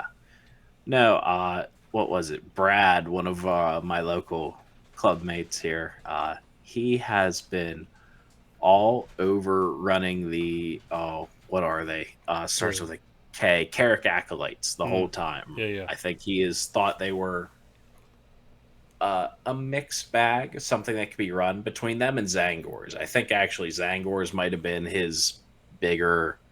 You should take just more of them, Yeah. hit people with the banner, get a couple mortal wounds off. I'll be very excited to see much more of the Zeech book. Yeah. Yeah. I mean, that's the thing is like, I really like a lot of the models in there. Like, I really like the is it there's something on disc, like that's a unit. You get like three of them. Oh shoot, Zangor Enlightened on disc. Yeah, I mean, like that's just cool. Like, Yeah. got that. No, and you I have like the somewhat, like the Egyptian adjacent. yeah, no, that it's a cool idea. I like it. Yeah. I think that between all of that and all the endless spells, there are personal ones too, like the burning sigil. Yeah. That is gonna be very fun because I feel like we're just gonna keep playing around with it, doing the extra mortals and everything. It's really fun how you're just gonna be making spawns with it too. Like, Yeah, honestly, like I saw they kind of like I know that you could do the metamorphosis before where you would change an enemy model into a chaos spawn. It seems like they've given you more access to that. I could be wrong on that one. I agree with you. I think there's a few more ways to get it now. I only remember there being one, maybe two, but I feel like we're up to 4 or 5 ways to getting it. The way I've whenever I look through this book. Yeah, I mean, before I think disrupting your opponent's army is great. Just dropping that guy in there, especially considering the chaos spawns actually half decent now. Is it? I would need to actually have a look. Yeah, hold on, let me. Oh, it did get an improvement, didn't it? Yeah, they did upgrade that. I looked at it. And I remember looking at it, the old one, being like, ugh, and then looking at it again, going, "That's not as bad as I remember it being."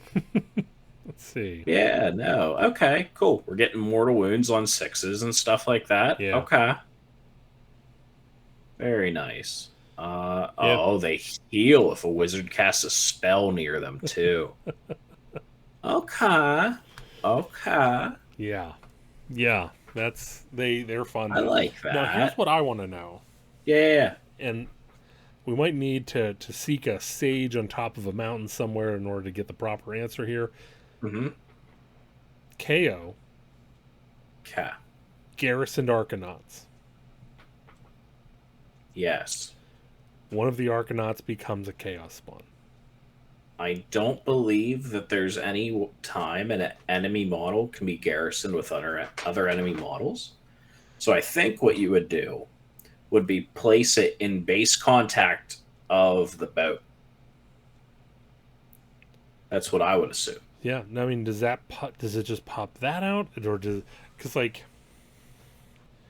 I assume at that point it's no longer considered part of the unit.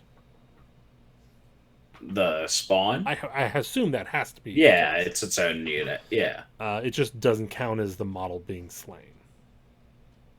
Right. Because otherwise, imagine trying to have to stay in coherency with a chaos spawn. Boy. Yeah, no, I don't think you have to worry about being in coherency with a chaos spawn. It's its own unit whenever it gets turned into something. But yeah, Jeez. the thought of like, oh, you were gonna fly high? Yeah, you weren't gonna fly high now. Right. Yeah. Just oh god, just kill me now. um, Yeah. but yeah, so overall, I think it sounds like there's some. I feel like the only groaning I've heard is hmm essentially I can't do my old tricks. Which we all kind of expected. Right. But I do personally, I like this book. I think I'm hoping we get to see a couple more units. Flamers used to be the big bad, and then they all went away once the point hikes came. I'm hoping. I think what was it? The level at which they get their +1 to hit went down from I think 10 models in a unit down to only needs to be 5 models in the unit, Okay. which is wonderful. So the more we can see them, I think the better between them and what is it? The screamers, which are basically the little Yeah. flying dudes. Yeah. The little creepy manta The rays. exactly yes, the manta rays. If we could see some of those, that'd be cool. I don't think that we will. The only time I ever did was there's a sub faction that could summon them for free. Hmm. That's the only time I ever saw them. So yeah, I mean, personally for me, this is another book that it looks really good. It may, in my mind, from what I understand, it seems to be maybe a little too strong, but it's within the tolerance range, I think. Right. Uh, this is kind of what I want to see in books, where like, hey, the way you're playing this might not be fun for everybody. So we're going to tone it down, not turn it off. We're just toning it down, but we're also giving you other things to do Right. that are of equal strength or comparable. Like you can still win with the book. You can still win with multiple strategies. Yeah. I think the more they try and do that, like what they're trying to do with all the books, where they're pulling the ones that are doing too well down and pushing the ones that aren't doing well up, doing that internally with every book Right. will be very good. Yeah, now if they would only do that with the books that are lower. Right. Yes. I think Um, they are just not touching those at the moment, so sadly. so bringing on what you were talking to, I think the epitome of what you were talking about is shown in Lumineth book 3. Yes. Yeah. I think so. This is a book that, from what I can tell, all Lumineth players are hating. It very well might be just because this is the third book in 3 years they've had to get. And this point, they're just like, I don't want to see any books anymore. This is probably so. First off, I like to lead with my mistakes. That's okay. I said that I there's just no way they're going to rewrite this book to the level where it could be fun to play against. And with the exception of Total Eclipse, they had, in my opinion, sanded off the edges of every single one of the problems in the book. That is a very good endorsement, especially from you. Right. Like, Like I said, this is exactly what I'm asking for in the battle tomes, where it's like, yeah, are Sentinels broke? No. Can you still use them? Yes. I think the Sentinels got a little undertuned. a little I bit. I think if they were going to do the if they're going to get rid of the ability to shoot without line of sight, I feel like the close shots should have gotten two attacks. Okay. I think you're probably right that they overdid it, but I feel like GW's gun shy about most shooting units in the game right now. Yeah. So Which, hey, guess what, KO players? that's you. But again, like the Fox, I don't think the Fox ever should have moved in your opponent's turn. Agreed. I just don't think it should have been the way it was. And so, like, again, this is like someone who was like, oh, I went to this one McDonald's and they never did sales tax. And now that they're doing sales tax, you're bitching about it. Yeah. Like, Yeah. I'm sorry, you're supposed to pay your 7%, whatever it is. That's Right. it's still strong. It's still good. Maybe you can bring the points down a little bit. but I love the Yeah. changes of Avalenor. I love the changes of the Spirit of the Mountain overall. Yeah. Um, Initially, I was a little worried about the changes to the Wind Riders, Oh, okay. how they ignore um, invulnerability saves or ward Yeah. saves. But I was also thinking I was in a Fire Slayer mind state at that time, which Okay. So that'll do it. Yeah. which still like I do think there is a little bit of an issue with that. But no one's I playing feel Fire like Slayers it's a anyways. bit of an underperforming unit as well, though, Right, which helps. right. I think I think it really. So a lot of people will bring Dawn Riders to just kind of have that little extra movement, do these Hmm. things, and now I think the Wind Riders, which might not even be their name, that might be the name of the mage. Anyways, Uh, the Rue yeah. Riders, Yes. Yes. You're Rue Riders. the Rue Riders, I feel like now they are viable to fill that role as well. That's Um, that's great. I The think more units that could fill it, the better. exactly. That's like the whole. That's my whole thing. Is like they they looked at. They didn't just go what's too strong. They Mhm. finally looked at a book and went what's too weak Yes. and pushed. Like Blade Lords, I would actually bring Blade Lords now. That's great because I remember whenever the first book came out and the second book, I feel like I had to beat you over the head at one moment to be like, Matt, these are bad. Please stop. I'm like I gotta make them work. There has to Right, be they a way. have to. They're such an iconic unit, and this and that. It's Sword like, masters with but great they're swords. so bad, you're going to be upset. I promise. Don't do And it. indeed, I was. Surprise. But now, like, finally, where the Blade Lords who have sun metal blades finally have the sun metal weapon. What? I know. Why would that have ever happened? It's insanity. And then on top of that, I love that, like, I'm surprised. Let me back up. I think what's funny You're is okay. when the rules for them first dropped, people bitched about how overpowered they were with that ability that they could hit everybody within so many inches. Yes. Now it's just roll a number of dice equal to the number of models within so many inches, and you do mortal wounds. It's even better. Yeah. And no yeah. one said two fucking words. They're like, I could see taking those now. It'll be fine. Don't think about it. I think the Stone Guard are awesome. I still hate the helmets. Yeah. I was very torn by previously of like which weapon do I want to take. Right.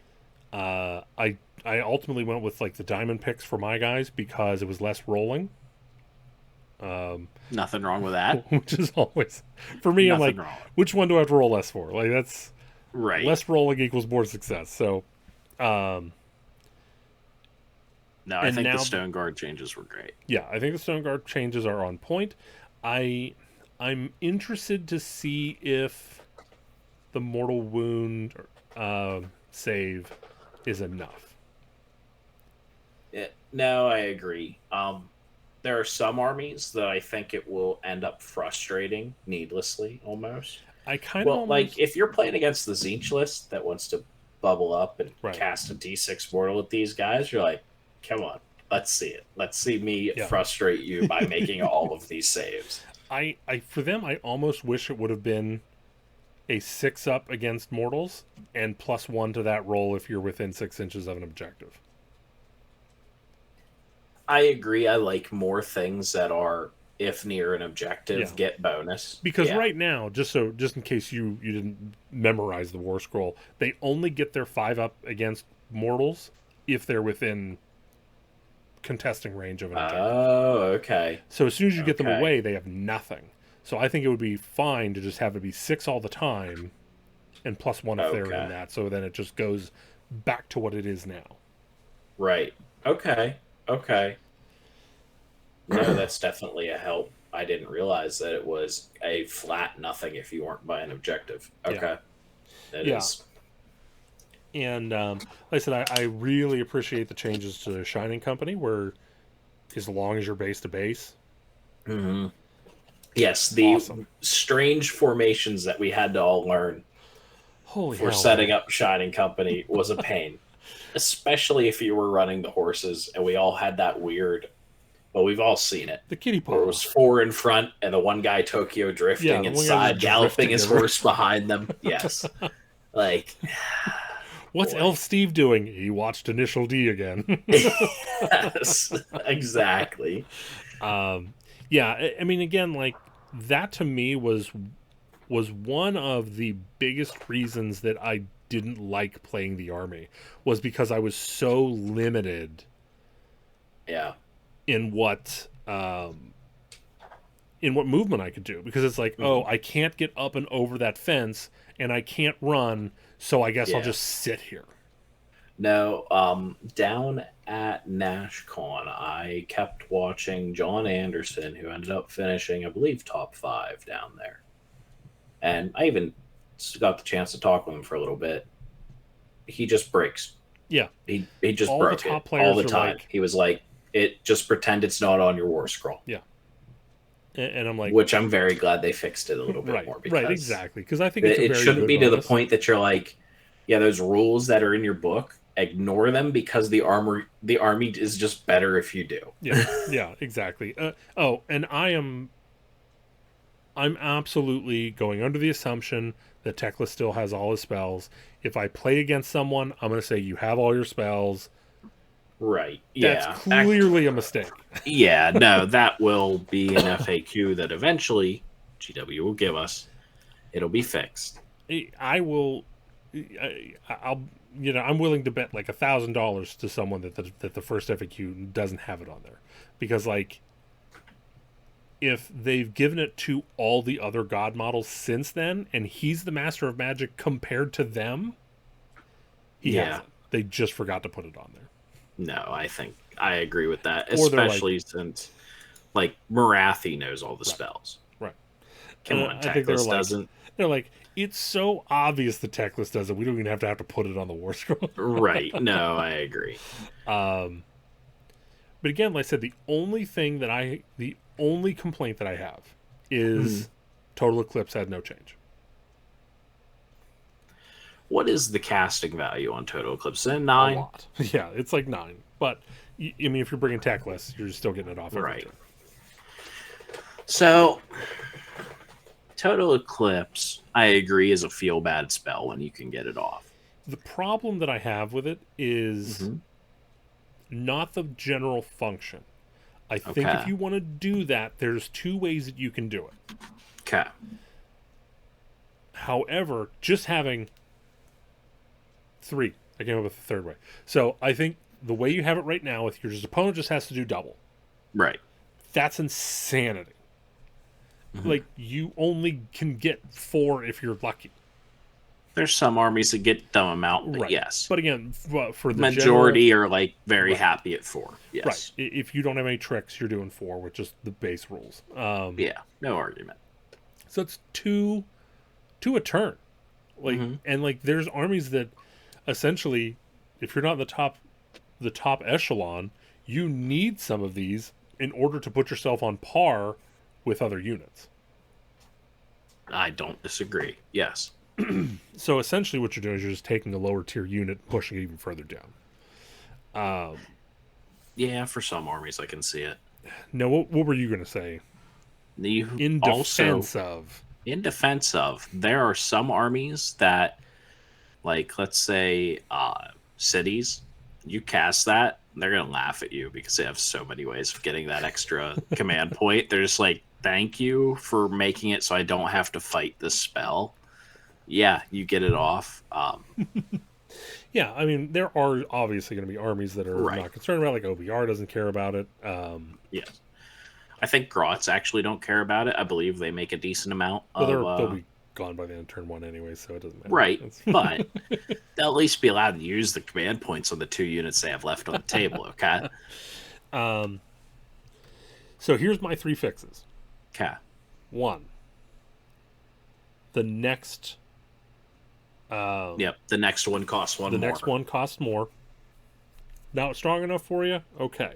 2, during your turn, your opponent pays double.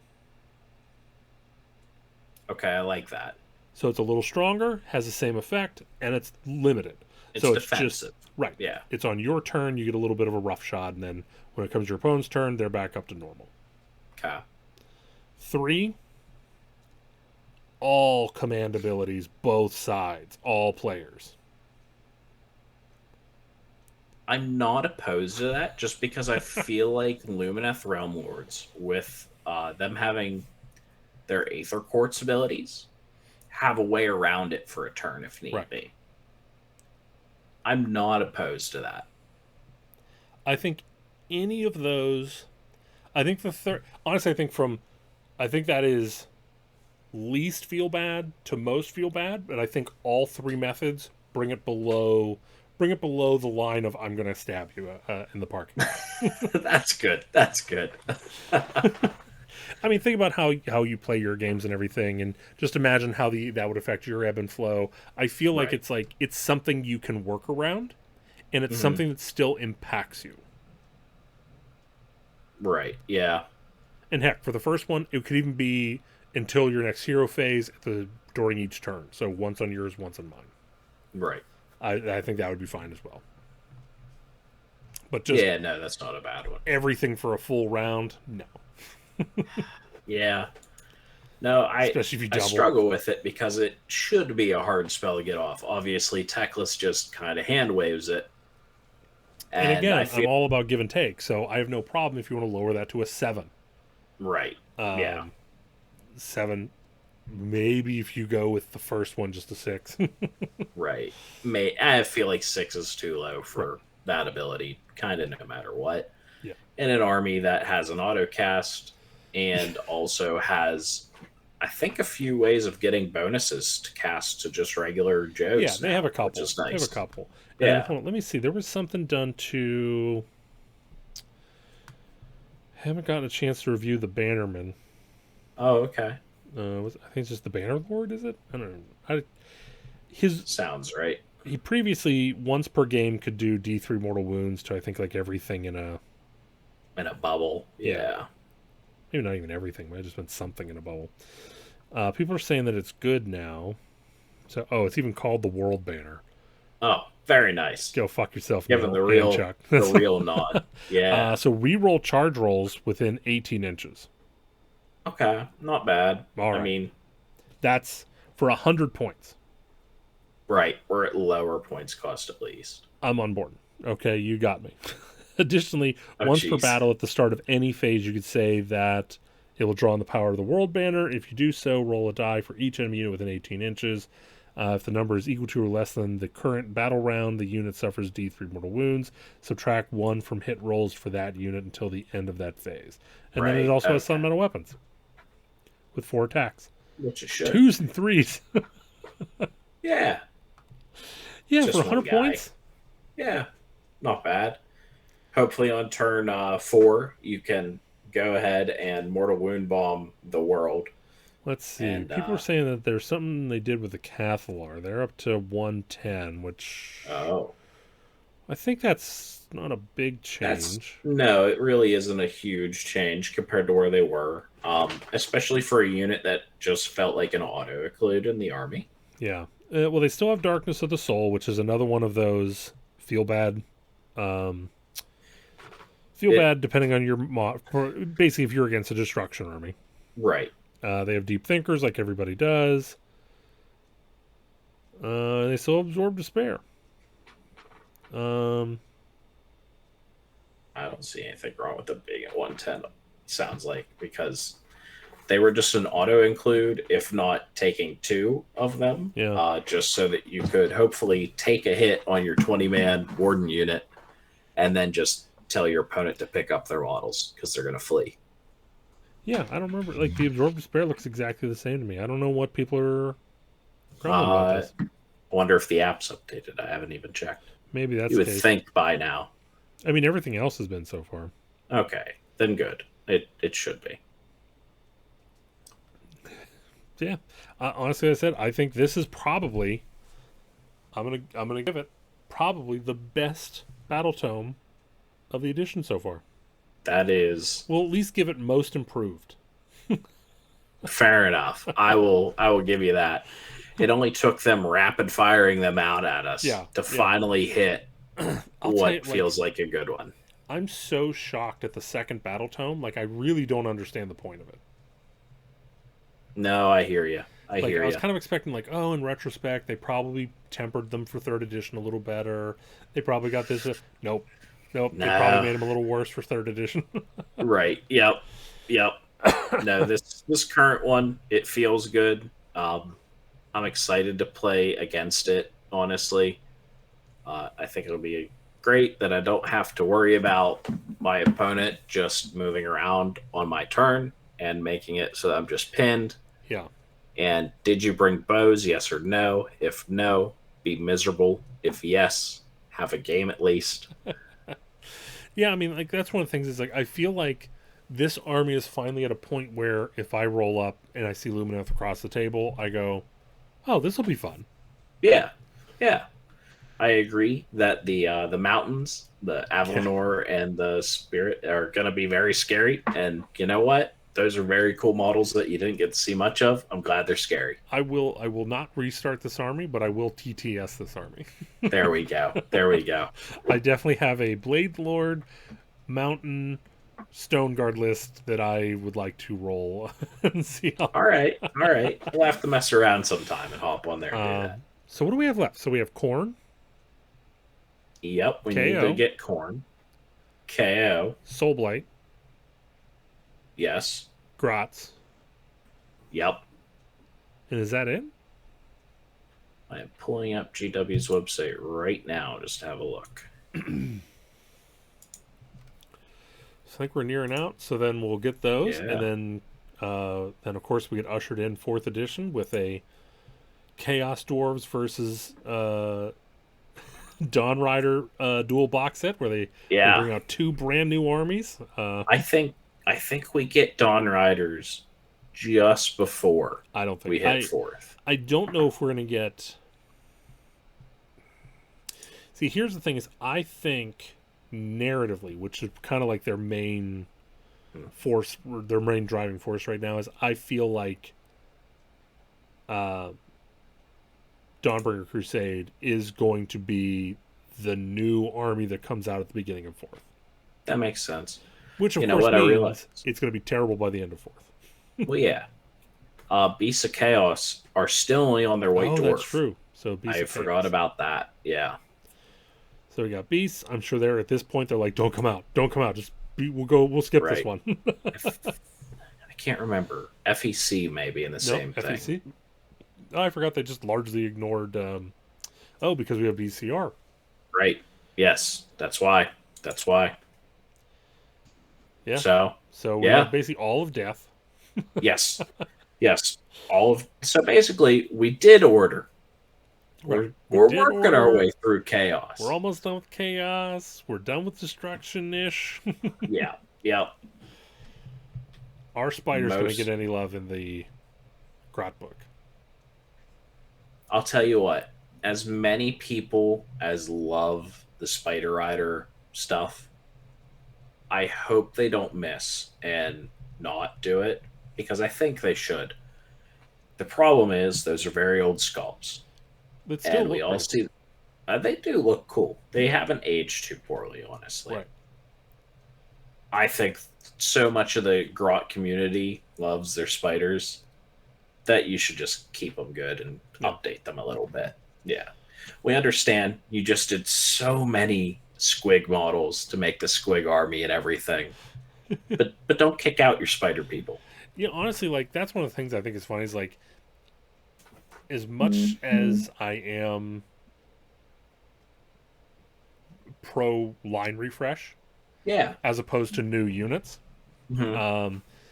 I honestly don't really put the Spider Riders at high priority to replace because I honestly think like, okay, so the spiders aren't going to change that much. No. The grots aren't going to change that much. The only thing you could do would be get the pose a little bit more dynamic. The only reason you would want to do that is because when it was originally made, Yeah. it was for a rank and flank game. So Right. they feel a little squeezed in. Yeah. You could definitely widen out the stance of your spiders and everything.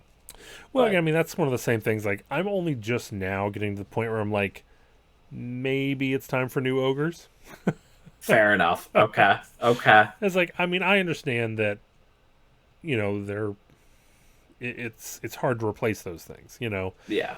but at the same time it's like, okay, it's time for, like, for me, I would say, let me think, for the old armies, Mhm. not talking about Cities of Sigmar, Yeah. because that's not fair. Yes. I would say for updates, okay, I know who I think needs their line updated the most. Who do you think? Who would you say? Age of Sigmar. Who needs their line updated? Don't say Imperial Guard. No, I'm talking Age of Sigmar. Age of Sigmar only. Like GW entirely, there's still some pieces of Eldar that need to be updated. What? There's still some things older than me, which is wrong. I think. No, is it really Skaven? It might be Skaven who need their update. It's either Skaven or Seraphon. Because No, like it's some gonna of be the Seraphon. Seraphon sculpts are the oldest things out there. Oh my dear God! The Yeah. the what are the little mortar dinosaurs? Oh The razor yes, scales and the yes. No, the salamanders. Razodon and the Salamanders. Like Oh, every time you go to a tournament, someone's running Salamanders. It's not the GW no, Salamanders. no, no, It no. is a 3D printed Salamander because it looks so much better. Right. Whatever it is, But it's just it like, is. Yeah, there are pieces of that line that need to be redone. I mean, whenever your Blood Bowl line looks better than your Army line, it's Yeah, time. It's yeah. time to check. I think I Check think that the watch. Knights are pretty old too. Yeah, Yeah. it's time. I mean, like, I don't know how much you could really do with skinks. I think the Skinks could hold up still. I think you got a little bit more time for them, but Mhm. like Croxagores, Just the Warriors, they the feel very. Warriors, They feel the like they are still a rank and flank unit. yeah. Well, I mean, I mean, yes, exactly. They've got the stance. I really hope that fourth edition is here's your. It's like it's either here's your resculpt or Right, like say like here's your Seraphon Warriors or your Temple Guard or whatever the hell you want to call them. right, But like yes, KO, here's your new unit. right. No, I understand what you're saying. Um, The armies that don't need a refresh because they're brand new because they were right, made for Age of Sigmar. right. Just give them something new. Yeah, the AOS stuff that has 4 units. Like, Right. you're Yeah. not going to spoil them with 5. Like, Right. No. and then the ones that have 30, they don't need another foot hero. No. They really don't. But I'll be the first to say it. Stormcast Eternals does not need another foot here. In all honesty, I would almost say we could use new liberators if they were going to make their war score worthwhile. Yeah, if there was one of the new style that they were going to refresh, it would just be Liberators, wouldn't it? Yeah. I mean, just think about new liberators. I mean, because like there was, I forget what it was. They came out with a new non Thunderstrike model. I want to say it was one of the promotional ones, and it looked Yeah. pretty cool. And I was like, Hmm. you put it next to the Liberators, and you're like, wow, you are half a step up from Rank and Flame.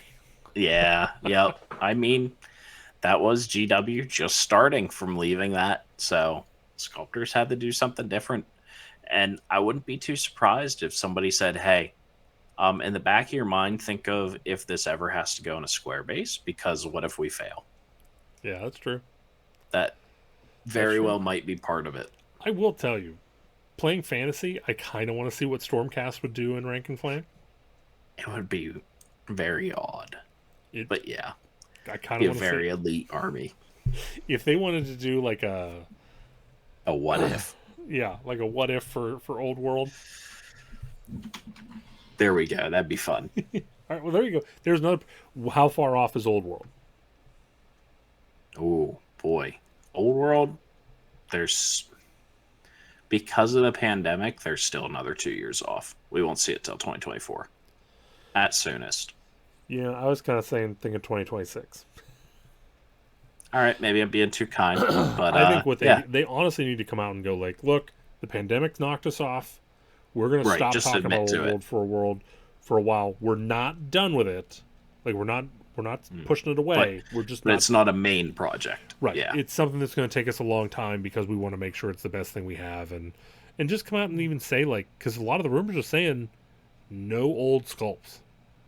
right. Nope, I've seen plenty of rumors that have You'll be said, able to use old sculpts, but some yeah. things aren't going to. So it'll be like, here's your dwarves. Hmm. Yes, you will have the option of two-handed weapon or sword and shield, but you're also going to get halberds. Yeah, yeah. And so No, like the that'll new be models will big. represent that. Yep. So I I still can't wrap my brain around that. Like that would be so like And honestly, for GW to do that with so many armies that they're going to yeah, have these new sculpts and everything, that's probably the most ambitious project they've had in a long time. Because even whenever they started Age of Sigmar, they didn't have to do every right. single army at Right. once. It was okay, we've got time. We can slowly add this. Okay, we can add this. When they launch, they're going to have 4 or 5, probably 6, Now honestly, from everything I remember. I have to say I have to believe that what the rumors are misinterpreting is Hmm. all armies will get new models. Okay. And not everything is Right. 100% new So like we'll models. get like Kislev versus the whatever the Chinese faction is, Yeah. and then we'll slowly. But then there'll be like, hey, this month we're gonna do order, and here's all the order stuff you can make to order, and then here's chaos next month and destruction next month. Um, because I'll tell you right now, no matter how good the rules are, the rumors are this is going to be Forge World Resin. Oh. If this is Well, Forge that's a World turn Resin, off. if this is Forge World Resin, the product will fail. Yes. Um, If Forge World learned how to make resin, I'm not even there's a talking about chance. the. I'm not even talking about the quality. I'm just talking straight price. Yeah, you're right. I mean, how much do I talk about Middle Earth? All the time. And have you seen those Iron Hill models? The Iron Hill dwarves? They No. are awesome. Are they? Let me pull these up. They are Forge World only, and the price is enough to make a man weep. Well, I am 3 goat about to. riders for $100. No, thank you. So you're talking about an army that you could probably realistically do 9 to 12 goat riders. So you're talking about just your one Oh, little. they're $86 Oh, I'm for so 3. I sorry. don't know what Sorry, you're talking 86. I'm about. so sorry. They're they are such cool looking models, though. Dang it. Right? Tell me how badass the whole line is. And then you Yeah, look at that price and you're like, I can't even begin to. And if you look at it, that is all new Forge World pricing. yeah. If it's come out in the last 8 years, that's the price of it. I hate to say this, but I need to get a hold of the opponent I had round 5 of NashCon because he had a 3D printed version of these that also looked pretty Yeah. good. Well, That again, would have like been, I mean, so here, like, so if we're going to talk about fantasy here for another minute, yeah. Why so I not? have 2 blocks. So I essentially have 30 crossbowmen. Okay. So 30 crossbows, 20 iron breakers, 20 Okay. or sorry, 16 iron breakers, 20 hammers, 20 warriors. Wow. If it's going to be somewhat equivalent, Hmm. we're talking about for that. Let me think. What is that? 3, 5, 7, 9. So we're talking about probably between $700 and $800 For a side game, Yeah. Yes, it will be. It'll either be a side game or they're hoping to hit everyone who left Age of Sigmar the moment it started because it wasn't the old world. yeah. If Old And they World, just want to hit those people and make it their main game.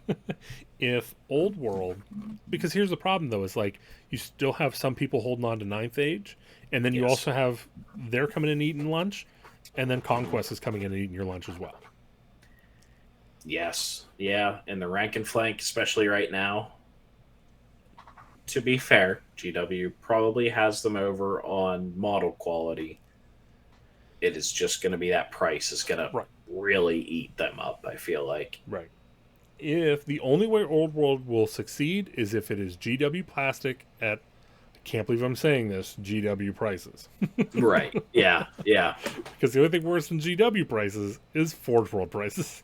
Yeah. Like, I honestly am not 100% sure why Forge World isn't just folded into.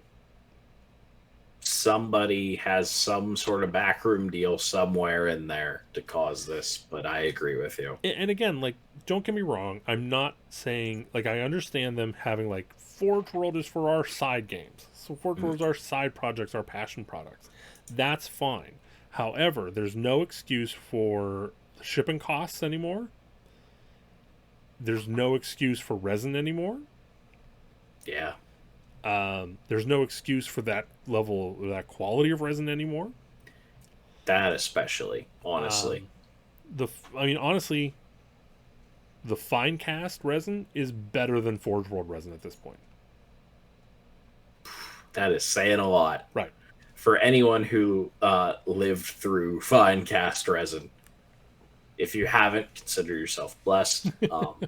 I have been a victim of it and have had to call GW. Now, to be fair, when I called GW and said there was a bubble in this mold and it completely ruined this model I purchased off of you, they didn't ask a question. They shipped me a new one. Yep, we get that. Probably. Yep. To be fair, I didn't even have to fight them. They just shipped me a new model, said, we're sorry. Yeah, unfortunately, I don't know enough about the molding process to see if like, I mean, because like It feels like there's just a lack of an agitator to help that. Yeah. Well, what I was gonna say is like out.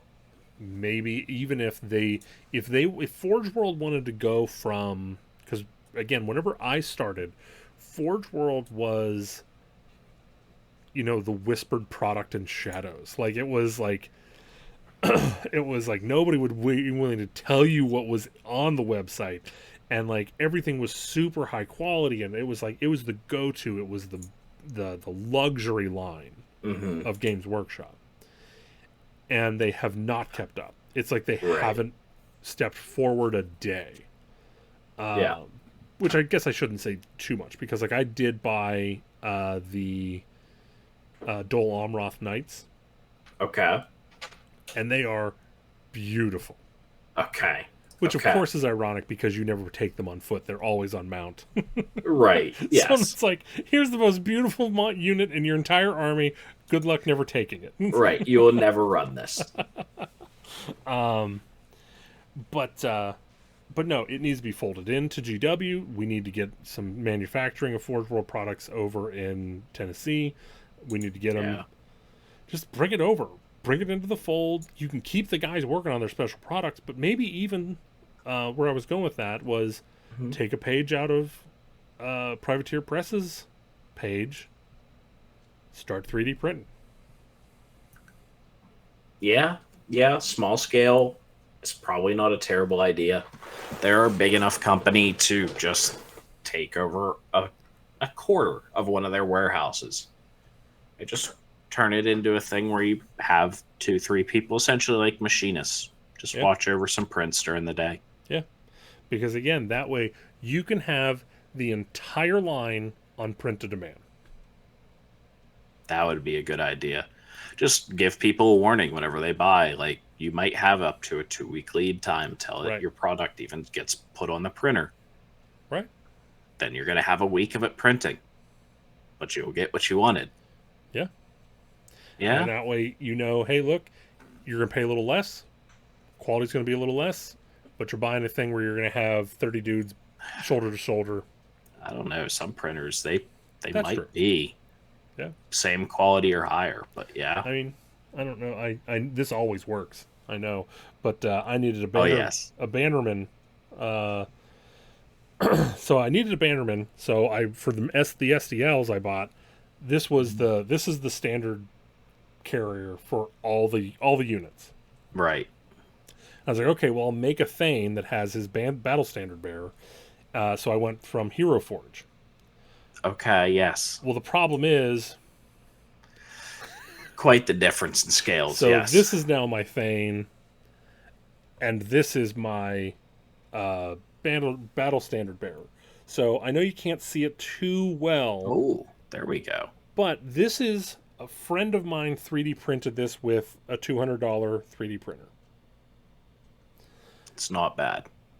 It is so much further than I thought we would ever be this soon. Yeah. Yeah. Honestly, my entire line is all 3D printed from her printer. Okay. Except for the GW available stuff. Of course. Of course.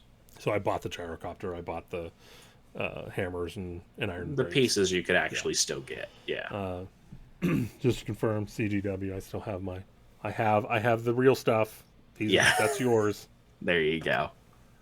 I don't know if you've used the White Scar, the new White Scar. I haven't yet. No. You like it? Neil likes it. I don't know if I got a shit bottle or something, but I hate it. Okay. Okay. Like, I will keep an eye out because I have been using a white underspray for probably about 2 years now, and I'm a big fan of it. So I had to print. I ran out of the Wraithbone. Okay. And so like I had to print like these guys. Oh wow. Okay. And you can see his belly is still gray. Yeah, I see it. I see it. And he's a little chalky. Yeah, that's a big problem. You don't. So want the chalk. here's what I did. I waited for a windless day. Mm-hmm. It was right in the afternoon where it was 70 degrees. Humidity was like 50%. Yeah. No rain, no clouds. I heated up the can in water first. I shook it for 5 minutes. Mm-hmm. Literally 5 minutes. I'm exaggerating. I timed it. Right. And it still did all that stuff. Hmm. All the Wraithbone, I basically took the can out of the fridge. Yeah. Just bounced the can off the ground, and it just sprayed the army perfect. Like, right. Yeah. Yeah. I hear you. So again, I don't know if it was just the one can because I know like Uncle Adam over at I'm blanking on his. Well, just I'm sure if you search Uncle Adam, ATO. Yeah.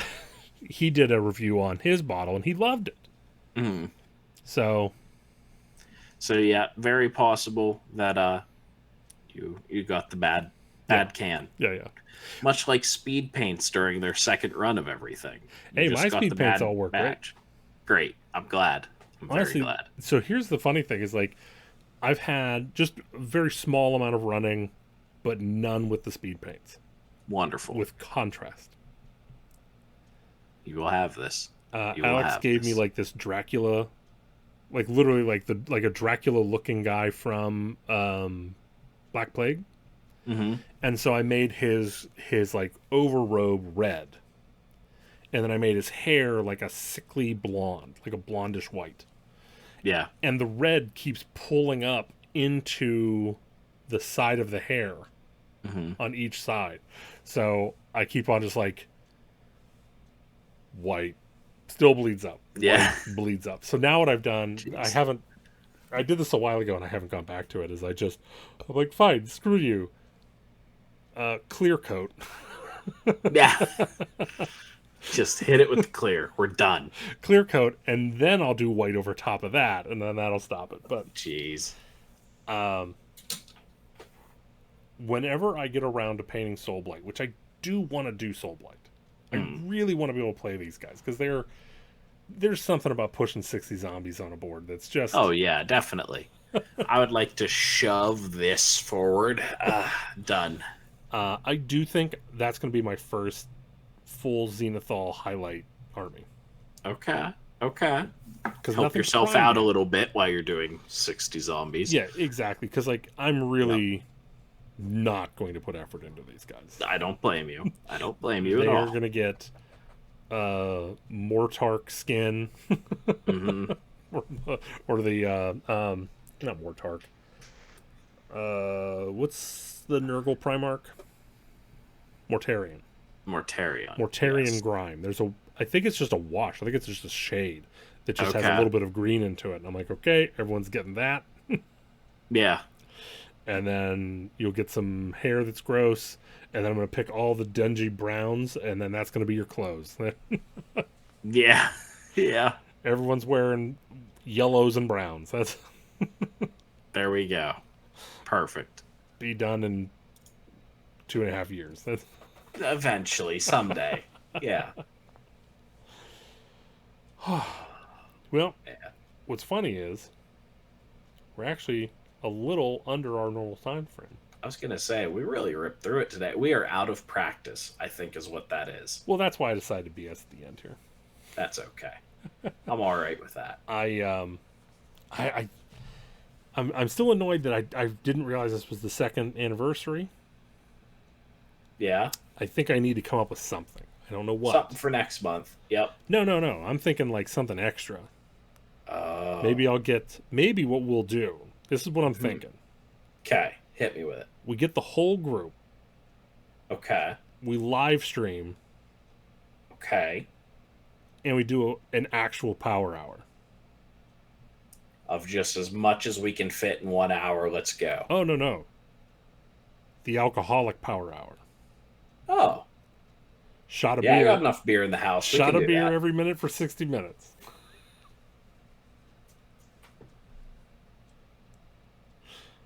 I think I have enough beer in the house for that. Just go and get yourself some Iron City. You'll be fine. Oh no. I'll do it with Guinness. It'll be okay. Oh my god!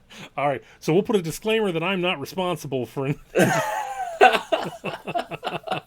It'll be fine. Yeah, I think that'd be fun to have an actual power hour for power hour. I think it'd be fun to experiment live. I just see when the tapping out begins. No tapping. Well, Dave will tap out. Right. I was gonna say. Dave might not be allowed to do it. So Wow. No. Poor Dave. He's the only person still listening to this, and you're calling him out. hey, and our buddy Chris Crane. Oh, that's true. Chris is still here. Hell Thank yeah. you, Chris. So the other thing, I still have to learn how it works. This is a little behind the curtain stuff, but YouTube rolled out their new handles program Okay. where you can like basically choose a handle, and then I believe that handle can be put in the description, and so whenever you search, it pulls it up. Okay. So I went in, I tried to do Big M, like, and I literally like I was checking my emails when the email came in that it went live. So Oh, like, yeah. oh cool, Big M taken, Big hyphen Yep. M taken, Big underscore M taken. Like, well, fine, the Jeez. real Big M taken. Ugh. So then I was torn because I was like, I can continue down this path Right. Yes. For a long time. and I can get to the point where I have to then explain why I have the name I have. Explain off this. Yeah. So I just went with Big M's Power Hour, and that wasn't Right. it. Okay. And Good. I have to say I'm a little torn, a little remiss, if you will, Uh-huh. because afterwards I came up with the idea of going, I should have went with the realest biggest M. Oh, jeez. And then There that you way, if I go. ever decide to like rejoin Twitter or something, I could just be the realest The biggest real- M. Them forever. Yeah. So, Ugh, jeez. Who knows? Messed Maybe, up. like I said, I might Might see if go. I could change it or something. Might try. Yeah. But yeah. There we Yeah. go. Like I said, we got I still have a lot to think about with the channel. A little behind the curtains work is, I have one more month of very heavy work, and then I can go back to a normal work schedule, and I can put a little more time into the channel. A little more PowerPoints, a little more this and that. And at that point, we'll kind of see where we are. because now that Chuck is posting regularly, which was the whole point of this show, To keep it going, yes. who knows? We might Just do whatever you would like to. Well, I'm saying like we might Power Hour might separate off and be its own channel maybe, I think you could do it. and then we could do weekly, and then we could. I'm going to tell you right now, I don't think we're doing AOS every week. We If can't. do- No. I mean, I No. could. Maybe. I could Maybe. figure it out. You want a 2 hour? I mean, again, first off, it will no longer be a 2.5 hour show. Right. Yes. Be a little bit more quick hitters. Yeah, we probably Just see what we want to do, but Get her like, down to an hour and a half there. maybe get to an actual Power Hour. There we go. That would be a strange one. Wouldn't even know what to do with the rest of your day. No. But I mean, like, because there's so many things that both you and I are involved in that is not AOS.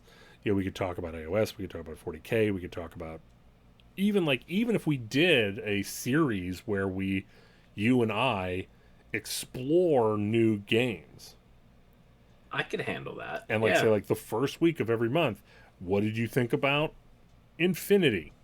Right. Yeah. Oh, I got Yeah, we 3 could do games something in. like It was that. very weird. I don't like it. What about you? Right. Oh, I do like it. Yeah. I think we're both very big into video games. We could do something about that if we really want to. Done with video games. And RPGs as well. Yeah. Because obviously, well, what books are still sitting here right now that are not currently in use for my D&D 5th edition game? Well, so here, we'll go on a little adventure here. So, pardon the on, mess I have been painting around here, but Oh, wow. Okay. I mean, there are systems Sure. upon systems upon systems that you've never heard of. Yeah. I have a system in down there that I've never tried that I've always wanted to called Nightblade. Nightblade? Okay. Might be Nightbane. Okay. It is a Dante's Inferno role playing game. Okay. Very cool. Very cool. So yeah, like I said, I love collecting role playing games. I love learning Mm-hmm. new role playing game systems. So yeah, like I said, I'm not saying I'm not committing to it. And Right. the only reason why I'm talking about it is because nobody's watching at this point. No, that's fair. I'll tell you what, what's another one? I've been listening to an actual play of Dark Heresy lately. And boy, has that made me want to play it again. Oh, I've played probably 3 or 4 campaigns of Dark Heresy. Loved the craziness of every single one of those. So we played first edition once, Okay. and it was amazing. Yes, that is all I've ever played is first edition. I've never played second edition Dark Second Heresy. edition's just a little cleaner, Okay. it's a little nicer. Which is okay. It was very clunky, but still loved it. I have all of Death Watch. Ooh. I have every book Okay. of Death Watch. And so one year for my birthday, I said I didn't want a present. I wanted everyone to get together and play one session from a pre-made. Okay. And it was so funny. You could tell I was simultaneously very entertained and a little annoyed that they clearly had no idea. Right, what they were doing or anything about the lore. Yeah. So you're on not a rogue trader, but one of the big ships that's Imperial. yeah. Kind of like in the big Warhammer Plus show that they were touting for a while. Oh, geez. I don't know. I never The got Blood Warhammer Plus. Ravens or whatever it was. Blood Okay. Angels of Death. There you go. Angels of Death. So like Sounds good. they're on one of those big ships, and they're basically like working with the lady. Well, in the actual pre-made adventure, Mhm. she's a huge bitch to you, Oh, nice. and I'm like, I'm playing a space wolf. Hmm. She starts mouthing off to me, so I disconnect my gauntlet, grab boy. my hand, and just go. Whoomph. Jeez. And just smack her, huh? Yeah, and she's like, "Well, she's dead." That's. Well. I mean, Oh, the way boy. I mean, she was just hit across the face with probably 50 pounds of ceramite. I mean, That'll do it. That'll do it. and I was like, okay, we're. And then then whenever you get down to the planet, the first thing they do is they give you a trial where you have to take off your armor. Well, that's just And I'm like, not I fun. don't know if you could do that. Yeah, normally there's a team of adepts who help you get into Right. it as a I'm like, space marine. it's a process to get that on, and it's a bunch of people who do a bunch of praying and hitting on buttons. Like, Right. Yes. Right. it's not like you can just sit there and just Pretty shake sure off like a dog. Like, just schlucking this off, I feel like, is a sin to the emperor or something. right. I'm like, I'm pretty sure there's like connections that go into the black carapace that's under your skin. Right. There's Yeah. probably some special tools needed for that. It's fine. At least an Allen wrench. That's The holy Allen key. and then I'll tell you, like, the other one, like, we have to have been playing it wrong, but the heavy bolter Yeah. was so insane. Getting the extra hits because you succeeded by a Right, lot. because like there was, Yeah. I think it was like a rapid 10 or something like that. Yep. So so for every success above what was needed to hit was an extra hit Yep. up to that number. And I'm like, okay, well, you're never going to have that many successes. But it's like, Right. I got 7 shots, so Right. I got 7 hits. Yep. and like the damage is like it's tearing and rendering, so it goes through toughness, it goes through armor. Oh yeah. No, I remember it feeling great in Dark Heresy. I mean, heck, just an auto gun that you flick full auto on this selector switch. By the end of a campaign where everyone's hitting on 60s and 70s, you roll that 11. You're just like, he's Yeah. gone. Don't care who he was. Yeah, the only thing I didn't do in Dark Heresy is I never got to play as a Grey Knight, which I really wanted to do. Oh, that could have been a fun one. Yeah. Yeah. Um, Yeah, that would have been a good one. We'll see. Maybe we could do maybe a once a month live game. Not live game. That could be entertaining. No, I know what you mean. But recorded one. Yeah. Because again, I don't know. Like, so I have, because on the top shelf I have Dark Heresy, Soulbound, not Soulbound. What is it? No, it is Soulbound. Yeah, Soulbound. I have the newest Warhammer Fantasy that was re-released by Free League, Cubicle 7. Fantasy Flight Games? No, I don't. So it was after they lost the license. Oh, okay. There was my a bad. third-party company that was like, I think it might be the same people that did the original Wrath and Glory. Okay, understood. Yeah, but I Wrath and Glory. Heck, I even have Iron Kingdoms, which is the War Machine role-playing game. I didn't know there was such a thing. Yes, it's called Iron Kingdoms. I know nothing about the lore for that universe, I'll be honest with you. Did you ever play 4th edition Dungeons and Dragons? Yes, I did. That was actually where I started. There's another game called 13th Age, which is a balanced version of that game. Oh, very cool. Okay. I am sorry for everyone who understands Dungeons and Dragons and just heard that I started in 4th and somehow stuck with it. But, you know. I'll tell you, I mean, like, so I started right when 2nd edition came out. Okay. Just about 22 years ago. A day or two. Understood. Been a hot minute. Yeah. And I remember going from 2nd to 3rd going, holy cow, this makes so much more sense. Yeah. Because a lot of 2nd edition is you want to roll high for this, you want to roll low for that, you want to... Like, Right. They just converted it to roll high for everything, right? Everything's high. Everything's great.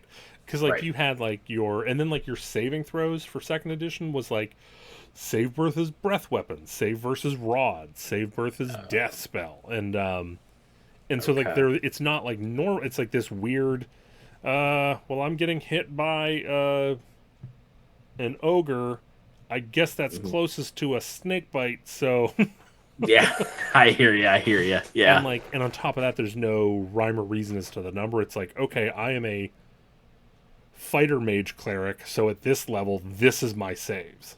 Right. Yeah. Um, and so whenever we played third, it really felt good. It really felt slick, Good. and I still to this day get upset about Wizards of the Coast taking. So I think third into fourth edition Hmm. is this is a hot topic here, Okay. Okay. but I'm gonna say it anyways because that's what we do on the show. Yeah. Why would you worry about it? The transition from third to fourth edition is the point that proves that people don't know what they want. Okay. So one of the things is there was a lot of internal balance in second edition and third edition where like let's say your fighter wasn't very good outside of combat but was amazing in combat. Hmm. And so your rogue wasn't very good in combat Right. but had anything that needed to be done outside of combat. Okay. Also inversely, you have the warrior or the fighter starts amazing and then it just kind of goes down a little bit as you level. Whereas the wizard starts off with 4 hit points, or Right. D4 hit Terrible. But points, by the end of the but by the game, end it launches. So it's like, yeah. yes, he's incredibly powerful at level 18, Yes. You got to get there. but he earned it. Right. Right. And like, oh, and you're the fighter? Well, guess what? He still can only do that 3 times a day. You can do 5 attacks every turn. Right. Yeah. Yeah. And so like one of the problems with fourth edition that I had with it personally was they Hmm. were like whenever they took because people bitched about balance Hmm. because they were upset that by the end of the game this guy was doing more damage than that guy and blah blah blah. But it Right. was like, but there's internal balance. You Yeah. knew that that class was going to be doing that at that level. So if you wanted to do that too, you should have picked that class. In fourth Yeah. edition, it was okay. We have check marks. Fifth level, all strikers. Are you able to Right. do this amount of damage? No. Okay, let's figure out how to get you up there. Yeah.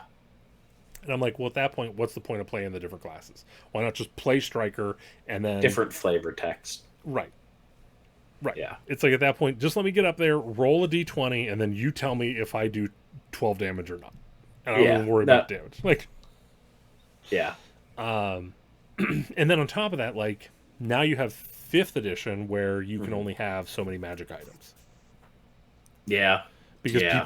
because people bitched about that, and I'm like, it's not like it's real. It's not a store that you could just go to and go, okay, I went down to Barnes and Noble and I picked up my character a Vorpal sword. Right. Yeah. Your Yeah. DM had to friggin' give you that. Right. Yeah. It was whoever's running the game. Yeah.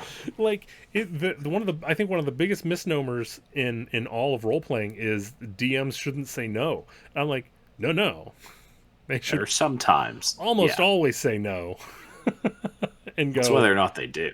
right. It's like no, and how dare you ask me that? You know better. So Right. now you get to fight a dragon. Because It'll be fine. Don't worry about it. that's the other thing is like, I don't think I'm personally not a huge fan of like competitive D&D. Hmm. I have nothing wrong with organized play, but it's Right. like, in my opinion, everyone at the table Mhm. is trying to tell a story. Okay. And Yeah. and again, I think if you go into it with knowing like, okay, these characters could die, so don't be shocked if that happens. You know, I'm not Right. saying like I'm saying it's fine if you want to fudge it so like, hey, you'll only die in stories, blah blah blah. That's fine if that's the way you want to go, but even if not, that's fine. But like the DM versus players, Mhm. I find I've never seen a group not fall apart from eventually just hurt feelings. Yeah. If that's the whole stick, is it's us versus you. Right. Yeah.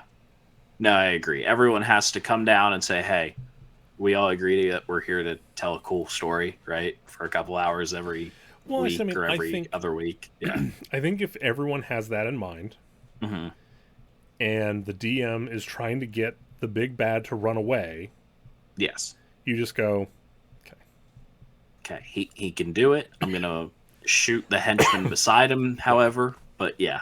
right. It's like, okay, I understand that even if I'm going to shoot a bow at him and someone jumps in the way, I get it. Right. He still has more of his story left. Just like Yes. if all of a sudden the story now is focused on your character, I'm going to sit back and shut the fuck up for a couple minutes. Right. I'm going to Yep. let you have your spotlight, and then whenever my character's it's- story comes into play, You'll do the same. right? Yeah. And I'm not saying like you completely back out. No, I'm not going to try and take over the whole moment. If I think my character has something that can assist yours for whatever's going on. Right. If you're Sure. if you discover your supposedly dead wife is still alive, I'm not gonna be like, hey baby, you want to get it on? Like, no, Yeah, exactly. Yeah. I'm gonna let you have your soliloquy, Yes. Yeah. There we go. That's the best way of putting it. Yeah. and then I will add to that story. Right. But I think whenever it's always a versus thing, it's everyone's vying to be. I want to be the main character. I want to be the one to Right. beat this guy. I want to, yeah. Yeah. And I feel like that's kind of where the development cycle has been going. Hmm. Um, Yeah, they're trying to make sure that everyone's the hero, and everyone needs to, excuse me, agree that that's just something that you're going to have to share, and that maybe somebody did build a character that's much better at combat, well, that's the thing. and we'll allow them to have those moments. Well, so here's the thing. Like, I think imbalance in the party It's a cool idea. fun. Yeah. I played a character where I rolled piss poor stats. Hmm. Like the DM was like, "You need to re-roll those. You have one positive modifier." Oh, dang. Okay. And I said- okay. No, and I made a halfling bard that was terrified of everything. Wonderful. So like I remember so what's funny is we were going through this dungeon and in one room which was clearly a trap, but I was playing him like a hobbit, Right. like a legitimate hobbit, and there was a gigantic treasure chest in the middle of the room. Yeah. So I bolt to it and throw Okay. open the lid, which sets off Okay. all these traps. So what I do is Of course. jump into the treasure chest and close the lid. Oh boy. And so I'm the only one that doesn't have to deal with any of the traps. Oh jeez. Oh, I love it. I love it. And so then all I do in my turn is pop out, shoot my crossbow, and then close the lid. Yeah. I love it. That's awesome though. But again, like same thing. Like I have the Fantasy Flight Star Wars games. Okay. The way they have Jedi, in my opinion, is awful. Okay. So basically, what it does to make each class interesting, they have skill trees, and you have to Right. buy each skill individually. Right. Yeah. You're also vying those same skill points to buff, or those experience points to buff your skills, and I think you have a little bit of ability to buff stats. Okay. If you're a Jedi, you still have all of that stuff to do, but each individual force power that you can think of has its own tree that has its own things. Oh. So you're losing, because I'm assuming the same resource XP Yeah. is being spent up those. And it's the same. So, like, let's So you're say, just kind of worse over right, all right. other It's, things. you just do So you can everything use much force. worse. Yeah. So I came up with this thing. So like, and on top of that, like I don't have the dice near here by handy, but so there's a force die that's a D12. Yeah. I think it's one or two sides have 2 white pips, Right. and then I think 6 sides have a black pip. Okay. Jedi typically have a force rating of 1. Okay. So you roll 1 die, and you need multiple successes in order to do stuff. Oh wow. Okay. So what I did was I came up with a system on the fly almost, Mm-hmm. where essentially for I think the skill trees were 4 wide, like the class skill Okay. trees. So for Yeah. every 4 skills that you bought, Hmm. your force rating went up by 1. Okay. And then you had all the skill trees, like there were universal skill trees or force Hmm. power trees, so like push, pull, um, self buff, healing, stuff like that. Yeah. You have every talent in every row equal to a number of rows equal to your force rating. Okay. So you just got everything at Right. once as you went up. So Okay. if you're a force rating 2, for your push and pull, you have all of row 1 and all of row 2. Okay. And it felt like the game was supposed to be played that way. Oh yeah. It felt so natural and so good. We're like, Hmm. they should just write that this is the alternate way to play it. But so like if we ever do a game like that, I always Yep. tell people like, look, I refuse to play Jedi the other way. Okay. If you want to be a force sensitive character, like if you want to be a soldier who's force sensitive, you Right. can dip into the force talent trees like normal because you have some Hmm. options if you're not a Jedi character. Okay. You can dip into like normal and that feels fine. Okay. But if you want to be a Jedi, 2 things have to happen. 1, everyone Mhm. has to agree to the home rule, and 2, everyone has to agree that you're going to be a Jedi and you're going to be stronger than everybody else.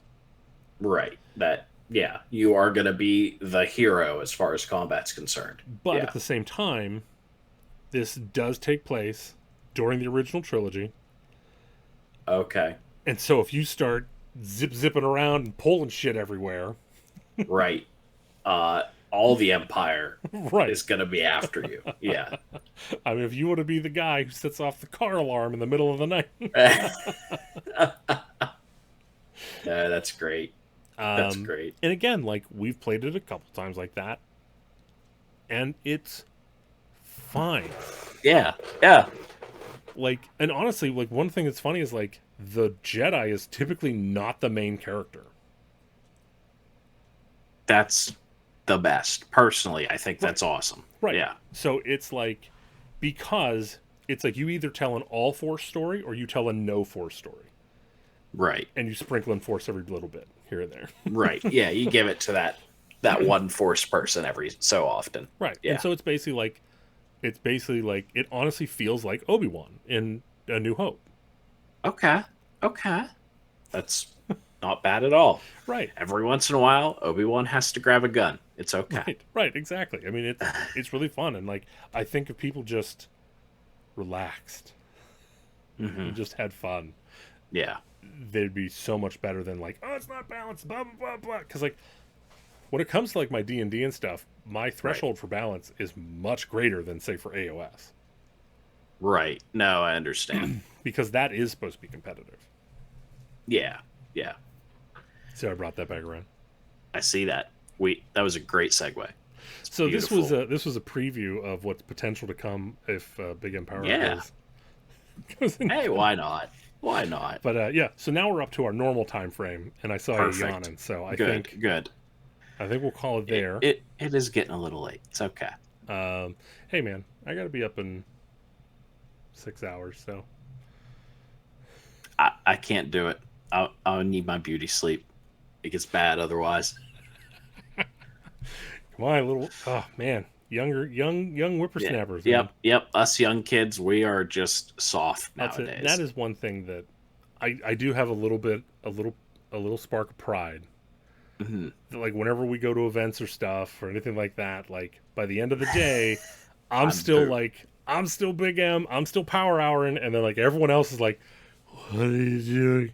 Huh? What is wrong with you, Matt? I'm like, I Go to can't bed. stand, I can't walk very far, but hell, let's But get a I game am of Warcry ready. in. Yes. Yes. Somebody sit down. Let's play this game. But yeah, so what do you got? What all do you have planned this month for AOS or hobby As stuff in general? hobby stuff in general, I am going to prepare my fantasy army. I'm going to start grabbing and putting together some movement trays and everything. I think I have about 6 models I need to paint for the event itself, for the Tirathi Invitational. and hopefully get that done in a reasonable amount of time. As I got a lot going on coming up here. Do you need to go over any rules or anything? I don't think so at this point, but I would love to get a game in with you before Okay.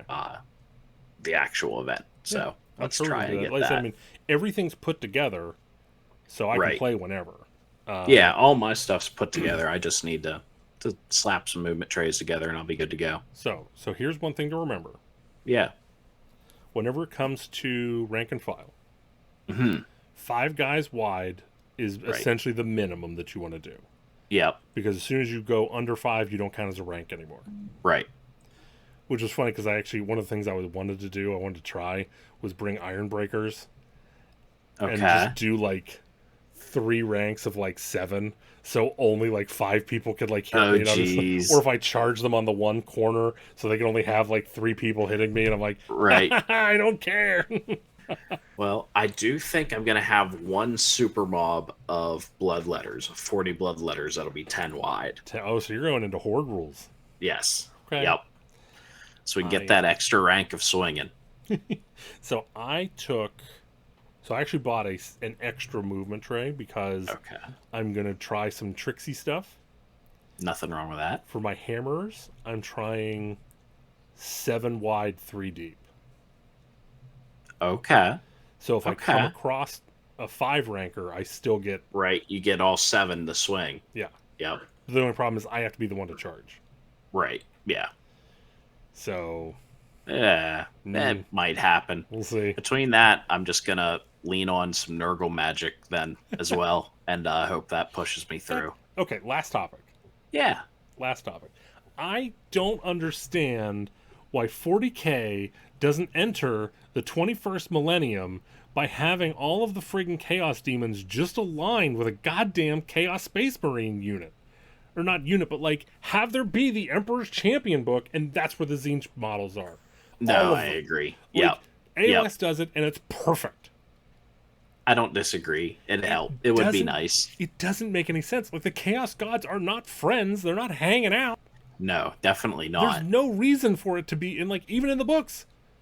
When was Yep. the last time you read a book where they're like, oh, the Khorne Bloodletter and the Plague Bearer after seeing the... No, it's always all Khorne, or always all this. Right. It's Yep. time. It's time, 40K. No, that was something I was sitting around thinking I'm going to end up doing here just for fun sometime is I'm going to grab the 40K Demons book and play an all corn list because I own enough corn bloodletters, bloodthirsters, and everything to do it. Now, say, like, for the World Breakers? World Eaters? World Eaters, yeah. They can just take the Khorne Demons with no penalty, right? They can just put them in the army, or... I would need to have a look. I don't think they can just do it. Yeah. Who? The corn, or not corn, the demon book may throw a singular knight into the list with no penalty. Of course. Why not? Why not? Why not? Yeah. Yeah.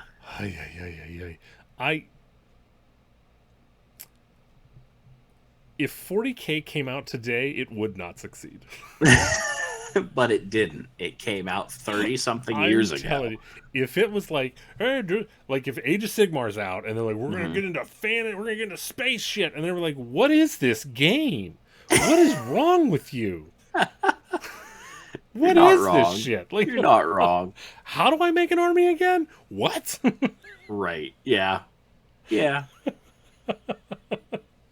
It'll be fine. Back to the drawing board. I'm playing Conquest. That's Ah. or no, what's the War Machine space one now? Oh, geez. I didn't realize there was a War Machine space one. So the models are, I think the models are okay. The paint Okay. scheme is badass. Is it? Yeah. And I'm like, I'll I have could to have never a do look. it. So I all don't right. need that. All right, before I get into anything else, I'm done. All right, we're all You're done. good. You're good. We're leaving. We're Be stopping. done. Stop it.